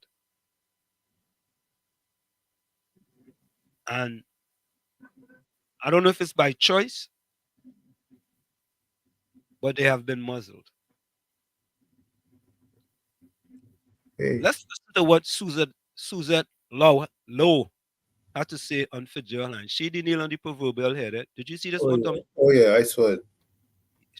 She nailed it, man. She nailed it. And Tommy, Tommy, it's funny, you know. I seen Daily Cry Baby voice and the pastor with the internet search engine name actually playing this video, and I don't think they recognize the name on the video. Or maybe they did. I don't know. Erla is not one of them. You cannot tell me that the crime detection rate is 11% in Trinidad and Tobago, and that is acceptable. Fitzgerald Hines is not one of them. Fitzgerald Hines is the most obnoxious, most disrespectful, most underperforming politician this country has ever seen, and that is a fact. Fitzgerald Hines has the most to say while he has the least to show. A flagrant, flamboyant, fantastic underperformer. A failure is what Fitzgerald Hines is. And that's the man you, Keith Rowley, have running national security. And you want to tell us you are serious about crime management? You can't be serious, Dr. Rowley. You cannot be serious. Fitzgerald Hines stands up on a public platform and refers to Gary Griffith as half-educated. What is wholly educated, Fitzgerald Hines? So you are referring to him as half-educated while you are making a statement about arbitrary issuance of firearm user's license. Fitzgerald Hines, what you are saying is that while Gary Griffith was in office, he issued more FULs than the whole lifetime of the PNM. What does that say to you? That does not say to me that the PNM is very careful about who gets FULs, because I know that's not true. I can tell you that it means that the PNM makes it very difficult for law-abiding citizens in this country to protect themselves from the same criminals. The Prime Minister is now investing $100 million in a crime intervention unit to try to stop. So make it make sense, Fitzgerald Hines, next time you want to refer to someone as half-educated. And for your information, a degree on paper is 1/3 of being educated. You must put that degree into practice, and you must also understand the social implications of practicing what you are taught with that, by achieving that piece of paper. You have a law degree that you have never used to practice law, and you want to tell people what educated is, Fitzgerald Hines. You don't have this social intelligence to be able to stand up on a public platform and to speak respectfully about the people that you are addressing, and you want to talk about education. An educated man is not a man with the alphabet behind his name. An educated man is a man who knows what he's talking about and the way in which to bring it across in a public platform so that he doesn't have to use disrespect to make his point. There you have it, Tommy. Yep. I mean, I Yeah, don't think she could have said it any better. She was very. And you know, Tommy, if I had said that, you know what to say? I don't like Fitzgerald Hines. Fitzgerald Hines. That's what I would have said, you know. I don't like Fitzgerald Hines. But there was more, you know, Tommy. She had more, you know. Of course, I know. I listened to the whole thing. Yeah, here's more. The Prime Minister of Trinidad and Tobago stood up on a public platform, and he's telling the people of Trinidad and Tobago that the government is going to invest $100 million into a crime intervention unit. How many intervention units, how many crime units do we have Trinidad and Tobago? How many units have been put in place? How many entities have been created to fight crime? And yet, here we are with an out-of-control, spiraling crime situation in Trinidad and Tobago. Hundreds of millions of dollars have been pumped into national security, billions of dollars into national security, and we still have an out-of-control crime situation. $100 million into a crime intervention unit. What about the scanners at the port, Dr. Rowley? What's happening with that? How are we scanning containers coming into this country? How are we knowing what is coming into this country if we're not scanning those containers? One of your MPs stood up in Parliament and said that the guns are coming in through legal ports. If you know that, why are there no scanners operational at the port? Or why is it taking so long to have operational scanners at the ports? Why are all the officers in the TTPS not wearing body cams? Why are the cameras non-functional in hotspot areas in Trinidad and Tobago? Why are there no cell phone jammers at the prisons operational. Today in the newspaper, 20 hits have been called from inside the prisons. Where are the cell phone jammers, Dr. Rowley? But you want us to believe that you are serious about fighting crime when you are not investing that $100 million where it's supposed to be invested? Dr. Rowley, you are speaking to people outside of your voter base with more than 2 O levels. And that will bring me to Fitzgerald Hines just now and the half-educated statement that he made. When you talk about fighting crime, Dr. Rowley, you are talking about putting the right people in the right positions to bring the right results to the table. ERLA is not one of them. You cannot tell me that the crime detection rate is 11% in Trinidad and Tobago, and that is acceptable.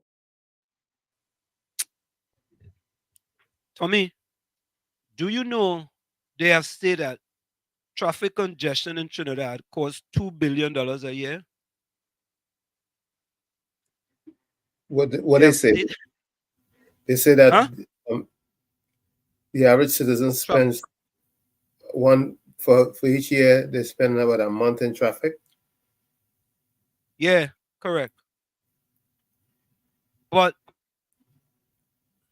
I left Trinidad 47 years ago this year. And when I go back to Trinidad, the traffic is worse than 47 years ago. So what really have changed? What have really changed? You know? Well, more vehicles on the road. They have Oh, sold I know. Yeah, they say there was 15,000 more vehicles per year on the road. Yeah, they sell vehicles like they sell in Barra, doubles. Yeah. Here's the video. Horrendous traffic in the north-south route. The service remains severely underutilized. Disembarking from the water taxi on Tuesday, these passengers believe they know why some people are reluctant to use the service. I think some of the hiccups are parking, from what I understand. She finds sea travel more relaxing. The last time I drove up Port of Spain, I spent 5 hours to reach home in traffic. Today I wanted to attend the energy conference at the Hyatt, and I thought this was the best way to reach there because you're dropped off at the Hyatt. And I was able to walk to the conference, and then I took the 2:30 sailing back to San Fernando. And it was 45 minutes. They say the water taxi surpasses all other modes of transportation. Convenience, because sometimes it's so hard to get a PTSD bus or even a taxi in Port of Spain, so it's much convenient and comfortable as well too. Even before the traffic, to wait for transport from Port of Spain to San Fernando, it used to be so terrible sometimes. Persons are using the water taxi more now because of the works on the highway. But Works Minister Rohan Sananan says the water taxi alone cannot solve traffic congestion. So the water taxi operates just at peak periods. Outside of that, the water taxi is basically not utilized. He says 3 ferries operate, with a 4th ferry on dry dock. And with 12 ongoing traffic alleviation projects on stream, the minister says road widening, carpooling, and a revamped bus service will ease the traffic nightmare. Radhika De Silva, CNC 3 News. So, traffic congestion has cost Trinidad and Tobago over $2 billion per year. With 15,000 new vehicles coming on the roads annually, the government is searching for ways to reduce traffic congestion. You want to get him any ideas, Tommy? I'm not an expert on that, so I wouldn't go there. However, that north-south roadway that they're talking about, they were increasing it from 2 lanes to 3 lanes all the way. But when you reach Chaguanas, going north and south, it's 2 lanes. Or should I say, from Chaguanas to San Fernando, it's 2 lanes. They could have increased it to 3 lanes all the way. That would have alleviated some of the congestion. However, on the east-west, as far as Richard Roosevelt is concerned, all I could say is that they need to do more carpooling, have a HOV lane, and encourage carpooling. You know, but the other thing is this, you have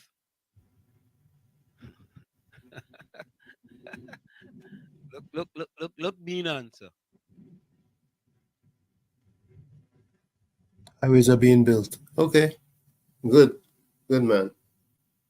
I guess you have the contract to build the highways. Patricia, welcome. And Denise, welcome. Akira, welcome. Mean Jean. JB Apple, welcome.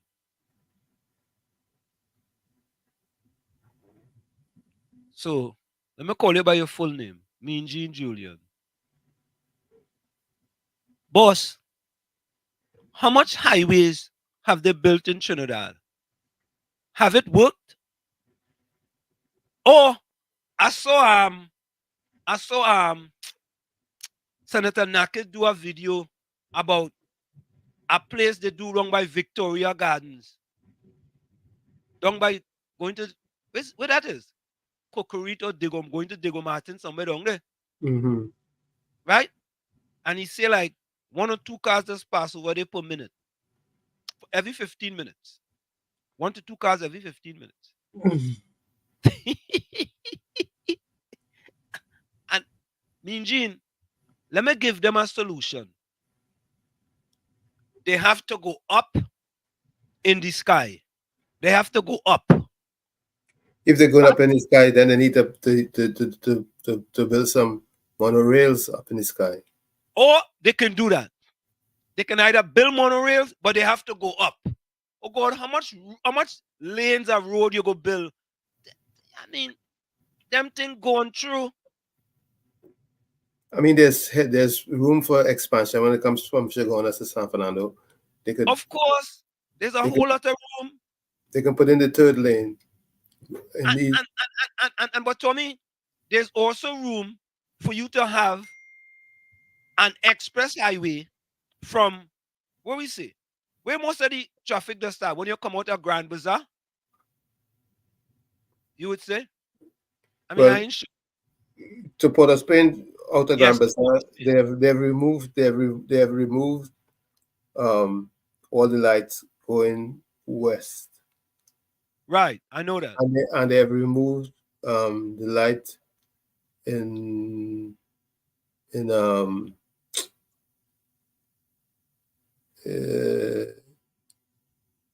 St. Augustine. They removed the light, or is it? I'm not sure. I know they removed the lights on when you go down the highway.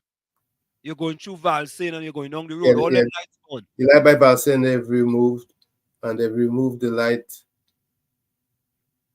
by which light is that they remove? I'm trying to remember. QREP Junction, they removed the light there. Mm-hmm.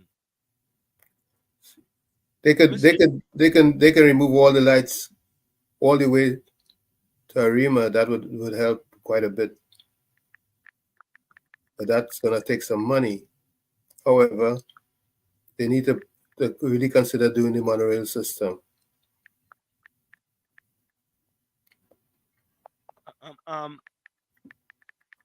New York just implemented something, right? Congestion traffic tolls. Mm-hmm. But even HOV lanes, they can. Once people have 3 lanes, you can do HOV. Wasn't Jack Warner going to do something with that at one point? What he did is he had some program that they were using the priority bus route in the HOV mode at one point, if I'm not mistaken.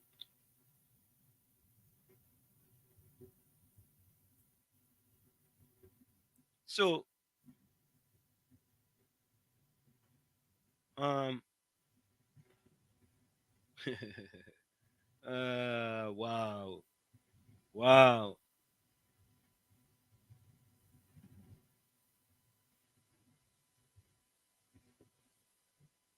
Yep. So here are some solutions, Tommy. Right? Traffic congestion is a major problem in Trinidad and Tobago, affecting the economy, the environment, and the quality of life of its citizens. According to a study by ECLAC, commuters in Trinidad and Tobago spend 1 month of their life in traffic every year. You just said that, Tommy. Mm-hmm. There are various possible solutions to this issue, ranging from short-term to long-term measures. Some of them are: 1. Improving public transportation services, such as the water taxi service. Now, Tommy, I ain't gonna lie to you. That water taxi service to San Fernando is excellent. Absolutely. Excellent. That was a Manning project, right? Yes. That was an innovative idea. Right? But Tommy, that thing does only run 2 or 3 times a day, is my understanding. They need to step up the among the services that they have on that. Right? So, improving public transportation services, such as the water taxi service, to make them more accessible, safe, and attractive to commuters. They would reduce the number of private vehicles on the road and ease traffic flow. 2. Enhancing the role of paratransit or auxiliary service providers, such as maxi taxis, private buses, to complement the public transportation system and offer more options to travelers. 3. Implementing transport demand management strategies, such as road pricing, congestion charging. We just talked about that. Mm-hmm. Congestion charging. And what that is like, if you had to drive into Port of Spain, once you get into Port of Spain, you have to pay a toll. Right? And that toll don't have to have a person in there. Right? It could be the toll where is that? What did you call it again? We have all those tolls here, Tommy, where there's no Easy pass. Huh? Easy pass. Easy pass. There we go. Easy pass. Right? So it says implementing transport demand management strategies such as road pricing, congestion charging, and staggered work and school hours to discourage unnecessary or peak hour travel and encourage carpooling or alternative modes of transport. Do they have carpooling in Trinidad and Tobago? I'm asking that question. No, and that's what I was saying, that they once they put a third lane in on each highway, they can do HOV lanes, which is carpooling. Right. 4. Investing in infrastructure projects such as expansion of the Solomon Hotel Highway, the construction of overpasses and roundabouts, and the rehabilitation of bridges and roads to improve capacity and efficiency of the road network. 5th, applying better spatial planning and traffic management tools such as zoning, land use regulation, and event coordination to reduce demand for travel and optimize the use of existing facilities. These are some of the solutions that have been proposed or implemented by the government, the private sector, and other stakeholders to address the traffic congestion problem in Trinidad and Tobago. However, these solutions require careful planning, coordination, and evaluation to ensure their effectiveness and sustainability. So people can come and say we ain't get no solutions, right? Correct. Do they want solutions from us? Tommy, I honestly believe they want solutions. Okay, well, then there it is. But the thing about it is, do they have the testicular fortitude to implement those solutions? But I think they want solutions. Or Tommy, the type of solutions they want to put in place, who's going to benefit from those solutions?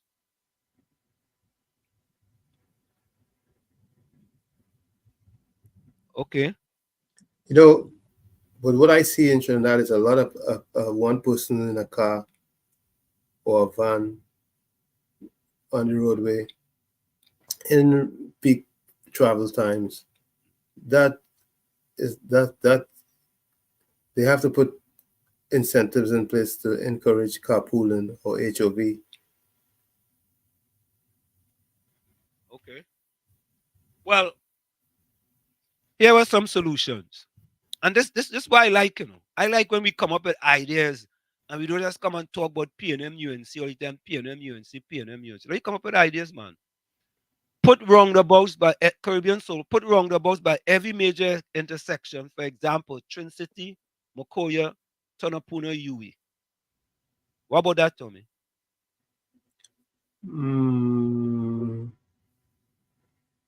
They need to, by Trin City, they need to get rid of the light and put a overpass. Yeah, but that's not a bad idea, Captain Singh says, move sealots, widen the road there. Okay. Here comes the eternal optimist, Mean Gene. All cities in the world are experiencing the same thing. So what? Just leave it so. That's what he means. All right, Mean Gene, we go leave it just so. Because all cities are experiencing the same thing, we go just leave it so. Captain Singh says,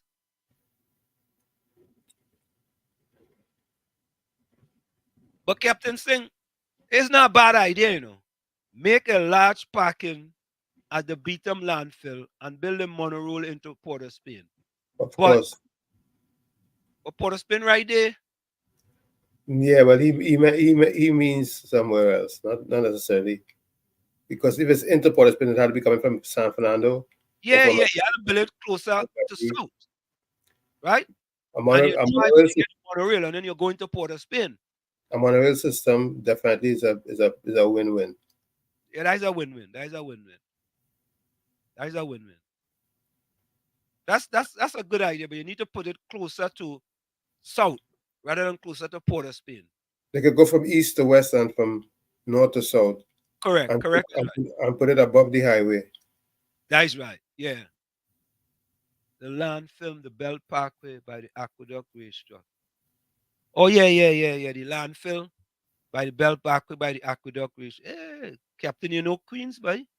Yep. Captain, know Queens, boy. Move Beetham Estates and use that for the major bus center. Captain, I don't know how you getting them people out of Beetham, nah? There has to be an alternative to get them out of there. Build decent housing and move them. Tommy, you have to what we have to understand is that you're moving them from a PNM constituency to our next PNM constituency. No, you can put them in Caroni.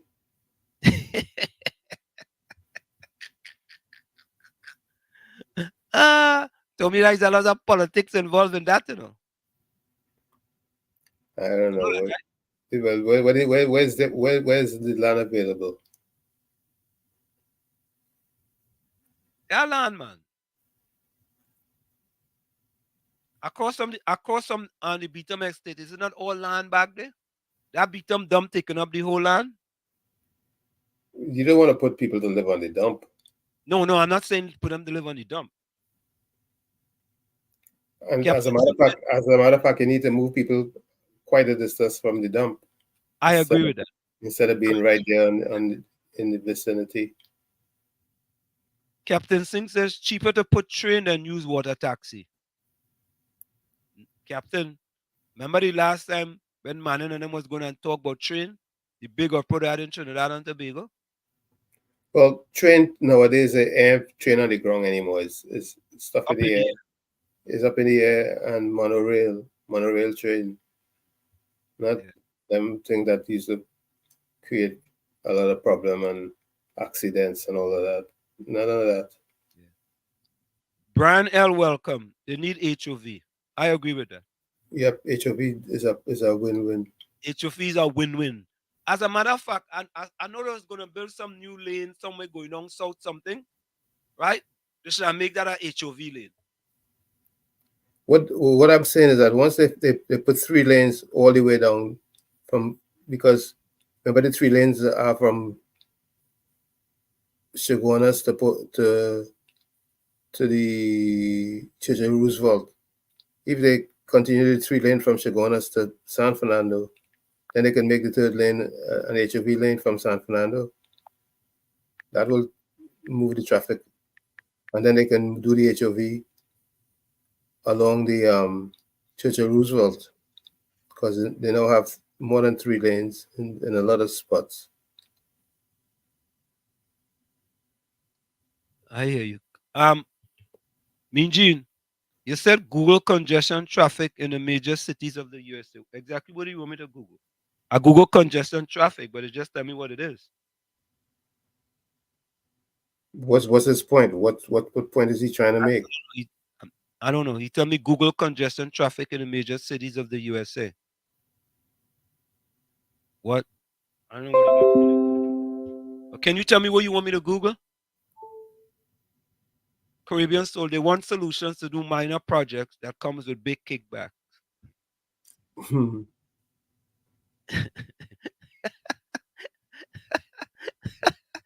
Caribbean Soul said he feel Milgene related to Fitzgerald or Phil Gerald. Oh Lord. Oh God. But you have to, before you go, you have to play the video on Singapore. Oh, let me play that one. Yeah. Is it Singapore? Yeah, it's on Singapore. Yeah. Yeah. To see the mindset that they exist with, that gives them the edge that they have. We had to change our mindset, right, Tommy? Yeah. Attitude is going to determine our altitude. But Tommy, you think that at this point in time we can change our mindset? Yes. Change is the only constant in life. Think about it. How are we going to go about accomplishing that? We just need... Yeah, we can change it, but the big question is the how. Yeah, there is a way. It's just the will to do it that has to exist. Once the will to do it exists, the how would come in place. So here it is. And don't say, I didn't go to jail, I'm okay. Keep our system clean. How must our politics be if we're going to do that? First of all, they have to be honest. The politics have to be honest. The people have to be clean and honest also. If you are not honest, if you are not clean, if you have a black mark, whether people know it or not, please stay out of politics. And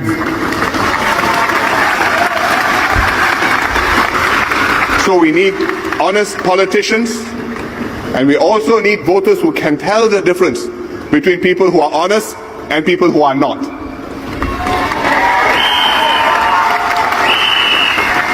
And I was very, very surprised yesterday that here on this spot yesterday to hear Dr. Chee Soon Juan say, reputation is temporary, but character is permanent. I agree. I think Dr. Chee has every reason to know that character is permanent, doesn't change.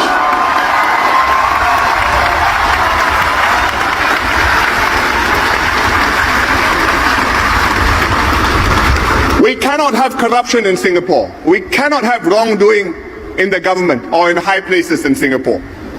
That's why we have the CPIB reporting to me as PM, and if I don't give approval to the CPIB to investigate somebody, the CPIB can go to the President and ask the President for approval. President says yes, CPIB can proceed against the PM.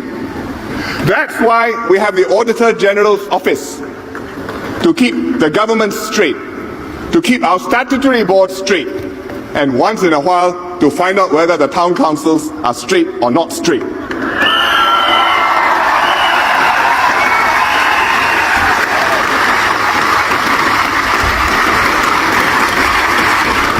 are the PAP standards. And these also have to be the opposition standards. Just because you don't wear white doesn't mean you shouldn't be white or needn't be white.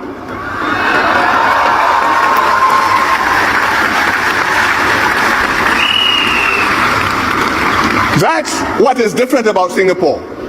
I can show it to other people. Can they do it? Not so easy. That's what we must always keep precious in Singapore. So maybe that is why when Mr. Lee Kuan Yew had his 90th birthday, we had a little celebration in Parliament. And he was too weak to make a speech, but he came, he joined us in the members' room. We made a birthday cake, we sang a song, blew the candles, and he made a small speech.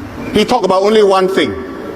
He said, remember, keep our system clean.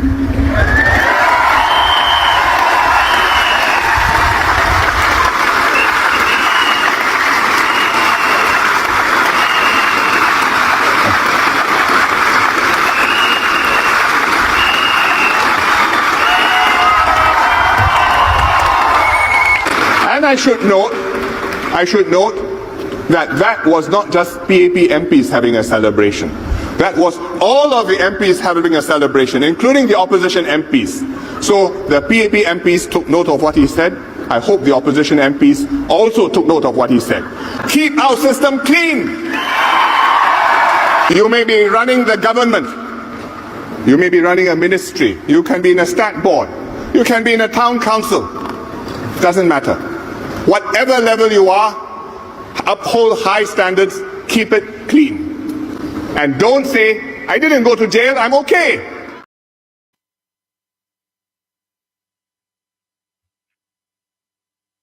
There we go. Prime Minister of Singapore. You think we're too far gone in Trinidad in order to be able to accomplish that? Listen, man. Sometimes you just have to bite the bullet and get things right once and for all. Mean Gene said the time spent in commuting traffic in the major cities of the USA. Yeah, so what he said. So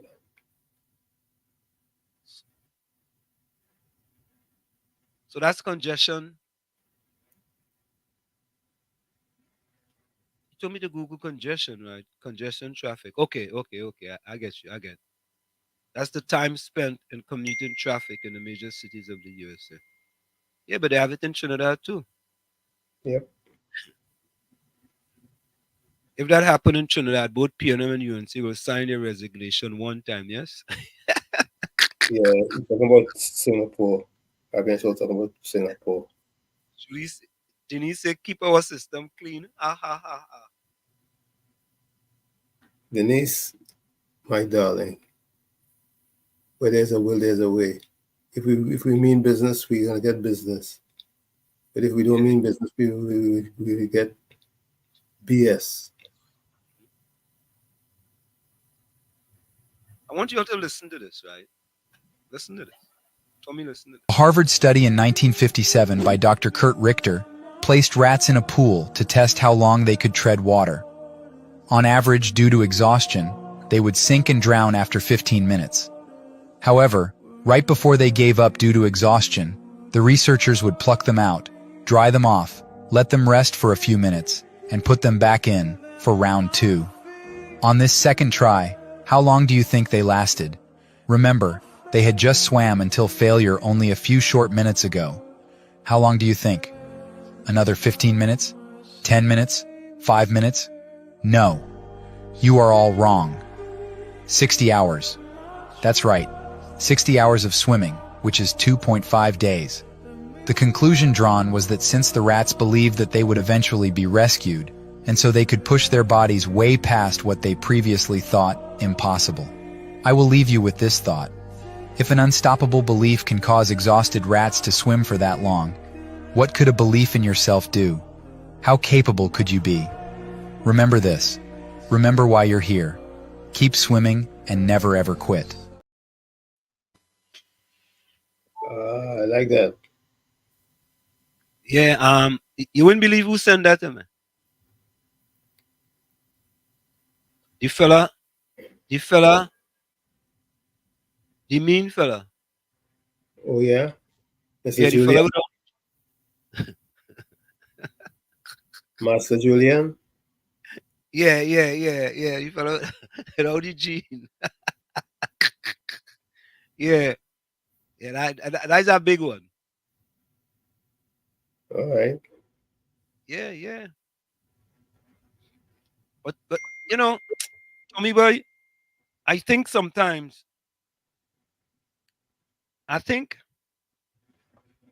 most of the times people think that somehow we are. Anti. Go ahead. I think that we are anti the government, the PNM, and this and that and the other thing. They don't know that we are just fed up patriots. We are patriots who want a better place that we know to be our homeland. And that is it, Tommy. That's all. Plain and simple. And what we also want to do, we also want to impress on the UNC that we have to hold the foot to the fire a little more, man. Yeah, they're working. You understand? All you have to hold the foot to the fire a little more. They're With working. fact. With fact. Yeah, the thing is that neither side really impressive, so to speak, because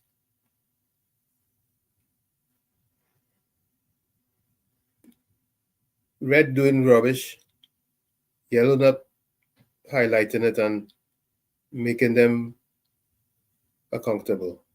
They're getting away with too much, man. Just little things they're getting away with. You know, if you let little things go by, right? When the big things come, go be a different story. I mean, Right. I want to give the full credit for the crime talks, because I think those crime talks are very important now with the way the country currently, the position of the country as we speak. Right? Crime is way out of control in Trinidad and Tobago. And the RPNM have no solutions. None. Zero. Dog. None. There are no solutions. But what is really sad about the whole thing is that they're coming up with ideas and ways to improve the situation, and instead of those who are in authority try their utmost best to find some good out of what they're doing, all they're doing is criticizing and lambasting it and attacking with full force, which is so sad.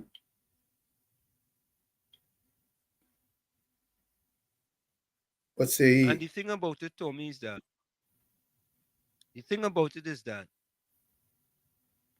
pack in the herd mentality, is just, I put everybody in a room and I bring in one by one. And when they come in the room, whenever they hear a buzzer, they see everybody stand up, they stand up. And when people sit down, they sit down.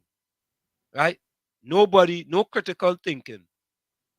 no, that's All they have to do is defend whatever they hear. Yeah, that's critical thinking. It's out the window. Yeah. No critical thinking. Whatever they hear, they just defend. Defend all the time. And there comes a point in time, man, when you have to do some critical thinking. Absolutely. And I don't see much critical thinking, you know.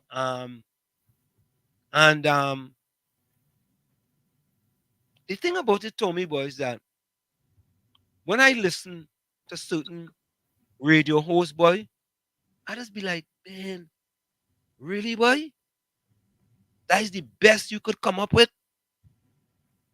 It's like you trying to defend a man insult a person on a podium, from the podium, and you trying to defend that by saying, well, maybe the person may have talked to the person in private and the person still continue to do whatever they do. So I have to insult you publicly.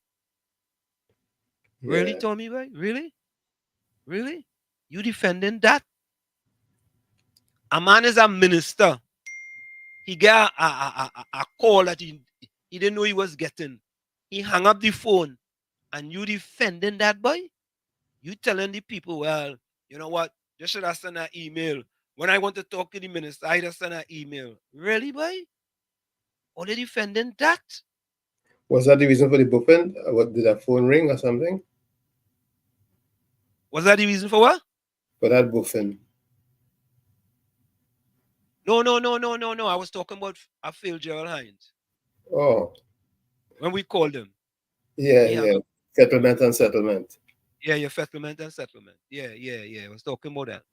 And we not holding these people accountable.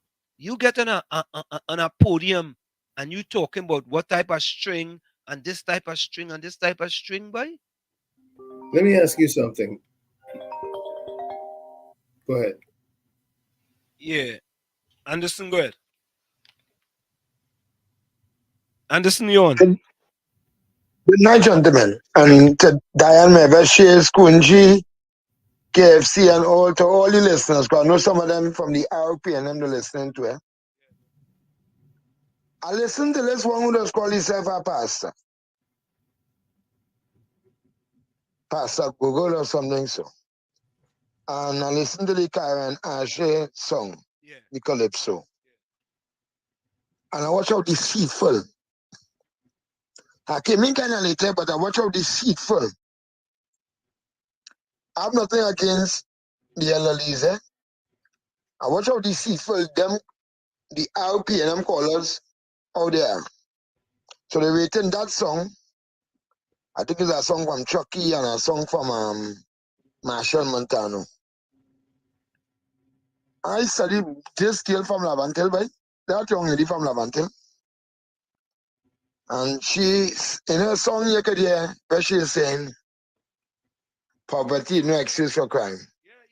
We all know that because there's crime in high and low and medium places. There's crime all over. I don't think none of the them fellas on Duncan or Nelson Street, up to Macaque, or Mova or Beatham, does get anything they claim customer or know anybody that works in customer. So what kind of crime we talking about?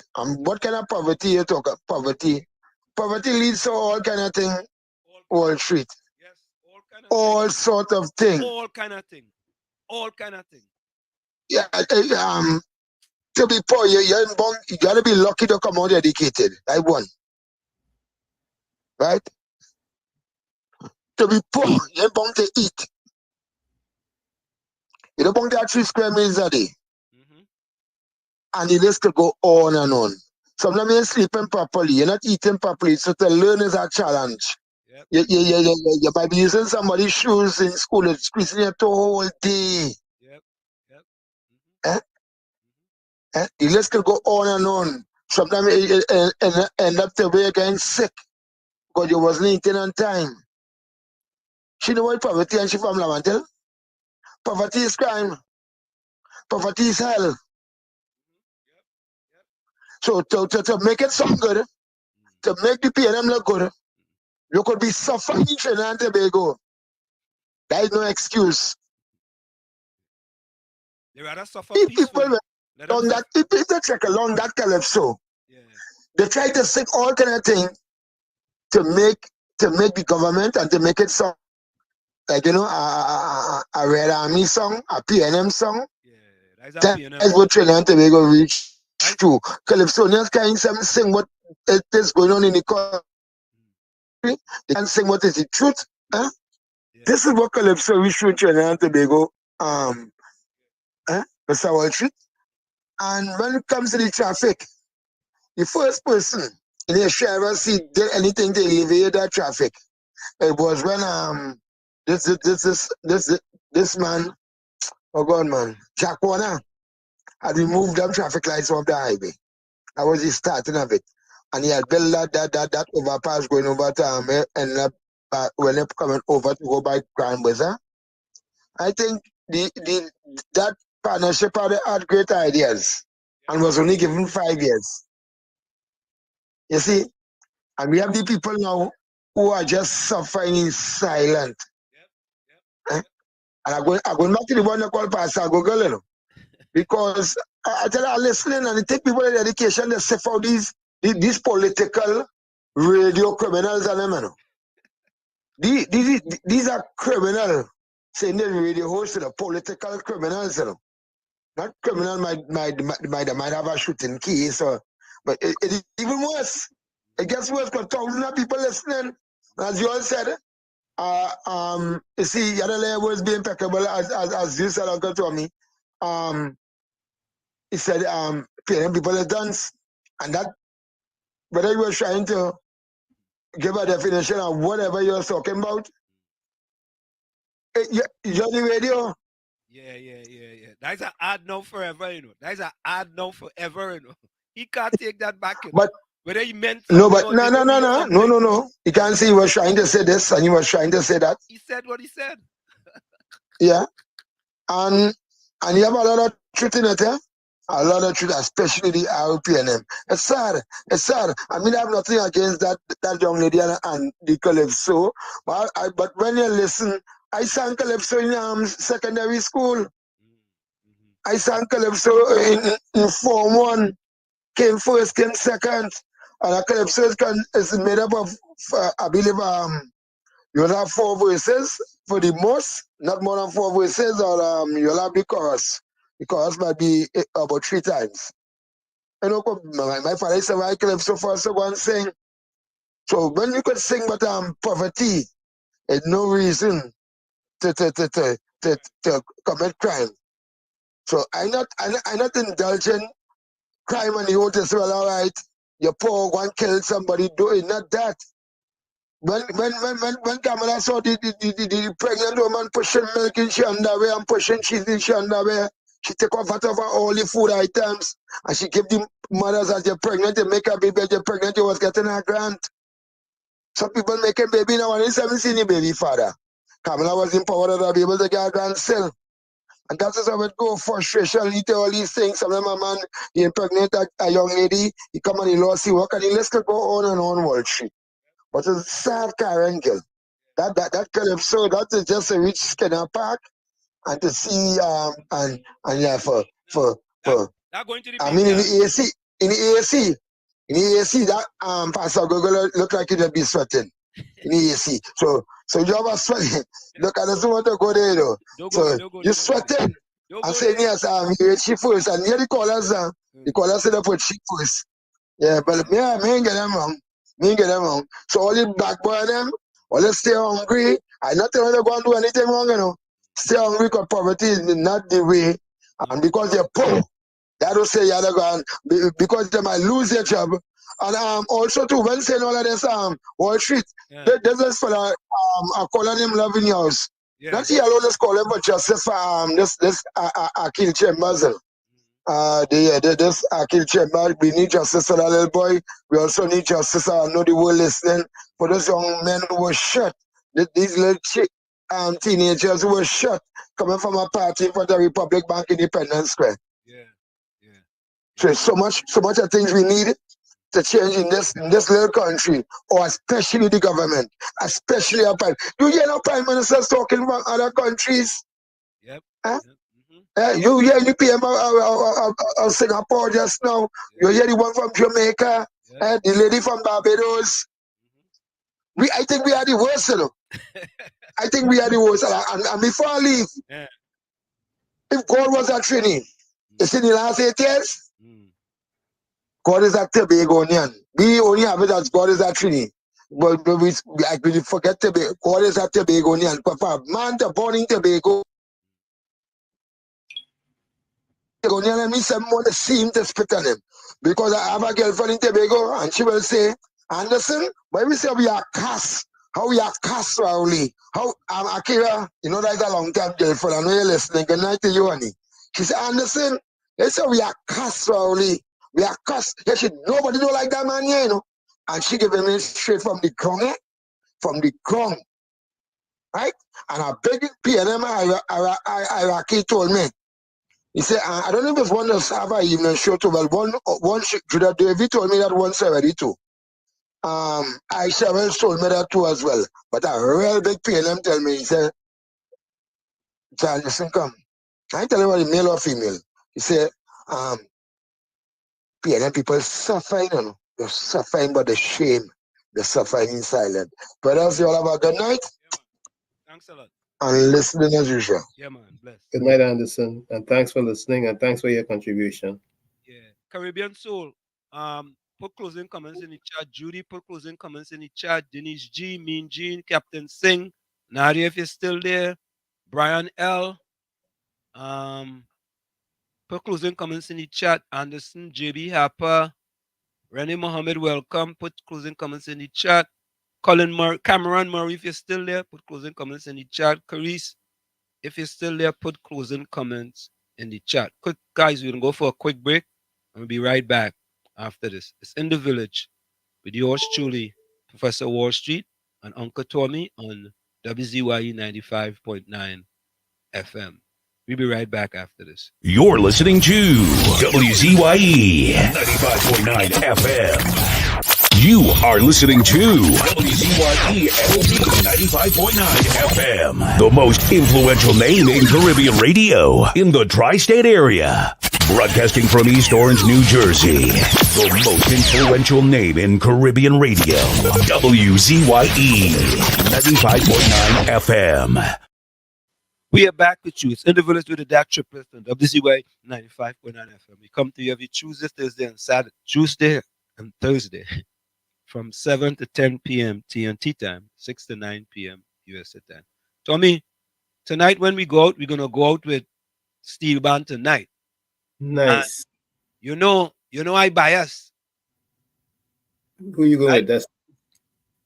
Go ahead. Who you going with? Despaz? Oh, but you're asking answers. All right. You might be a South man. Who is your favorite band? Well, you know, whoever plays good. All of them is my favorite. You must have one favorite, man. Yeah, I like Despaz. I like Renegades. I like All Stars. The two South bands are halfway decent. Yeah, but there's Steve Despaz all the time. You know? There's always Steve Despaz. Yeah, but Despaz is a special, very special band to me. Yeah. They're very. I agree with you, man. It's a special something. But Go ahead. I also like the one from St. Augustine too. That is Shoshando. Exodus. Yeah, them just play good too. Yeah. My closing comment is, truth is like a surgery. It hurts, but it heals. A lie is like a painkiller. It gives instant relief, but has side effects forever. From where I sit, this is it. The clock on the wall said that's all I like to stay, but I've got to go. Remember, hard work beats talent. When talent does not work out, and for every 60 seconds of anger, you lose 1 minute of happiness. See you. Same WZYE time, same WZYE channel. Remember, your circumstances may determine who you are, but you are responsible for who you become. Go ahead, Tommy. This one is from Gertrude Stein. She says, one does not get better, but different and older. And that is always a pleasure. Like I always say, you have to become the change you want to see. You, the man in the mirror. However, if you look in that mirror and you don't like what you see, do not blame the mirror. Never look down on a person unless you're giving them a hand up. Love you all. Be safe. Stay strong. Remember the word for 2024 is safety. Good night. Good night. Anderson says, good night, everyone. Rowley must go and Hines and Piano must go. Caribbean Soul closing comments. A quote by Professor Walls. PNM, African rather suffer under a black PM rather than prosper under an Indian PM. And I really mean that, I mean that. I really mean that. Mean Jean says, well. Oh God. Mean Jean says, well, you took my advice, steel band. Listen, I read the book, Tommy. I know you're gonna close on this. I read a book, Quick to Listen, Slow to Speak. Right. Right? You know that's in the Bible? I'm not surprised. Yeah, I was reading Daily Word every day, right? For Mm-hmm. each day. And I'm reading in the Daily Word, and I'm seeing quick to listen. I mean, they may phrase it a little differently, but it has the same meaning. Quick to listen, slow to speak. I say, wow. That's in Proverbs? Nah, it's not in Proverbs. Which one is it in, boy? You know, I should have screenshot it. I didn't screenshot it. Let me see real quick. I want to do this real quick. Quick to listen, slow to speak in the Bible. Hold on. Quick to listen, slow to speak in the Bible. Yeah, in the Bible. Here it is. Okay, James 1:19-20. James 1:19-20. Yeah, it says, my dear brothers and sisters, take note of this. Everyone should be quick to listen, slow to speak, and slow to become angry, because human anger does not produce the righteousness that God desires.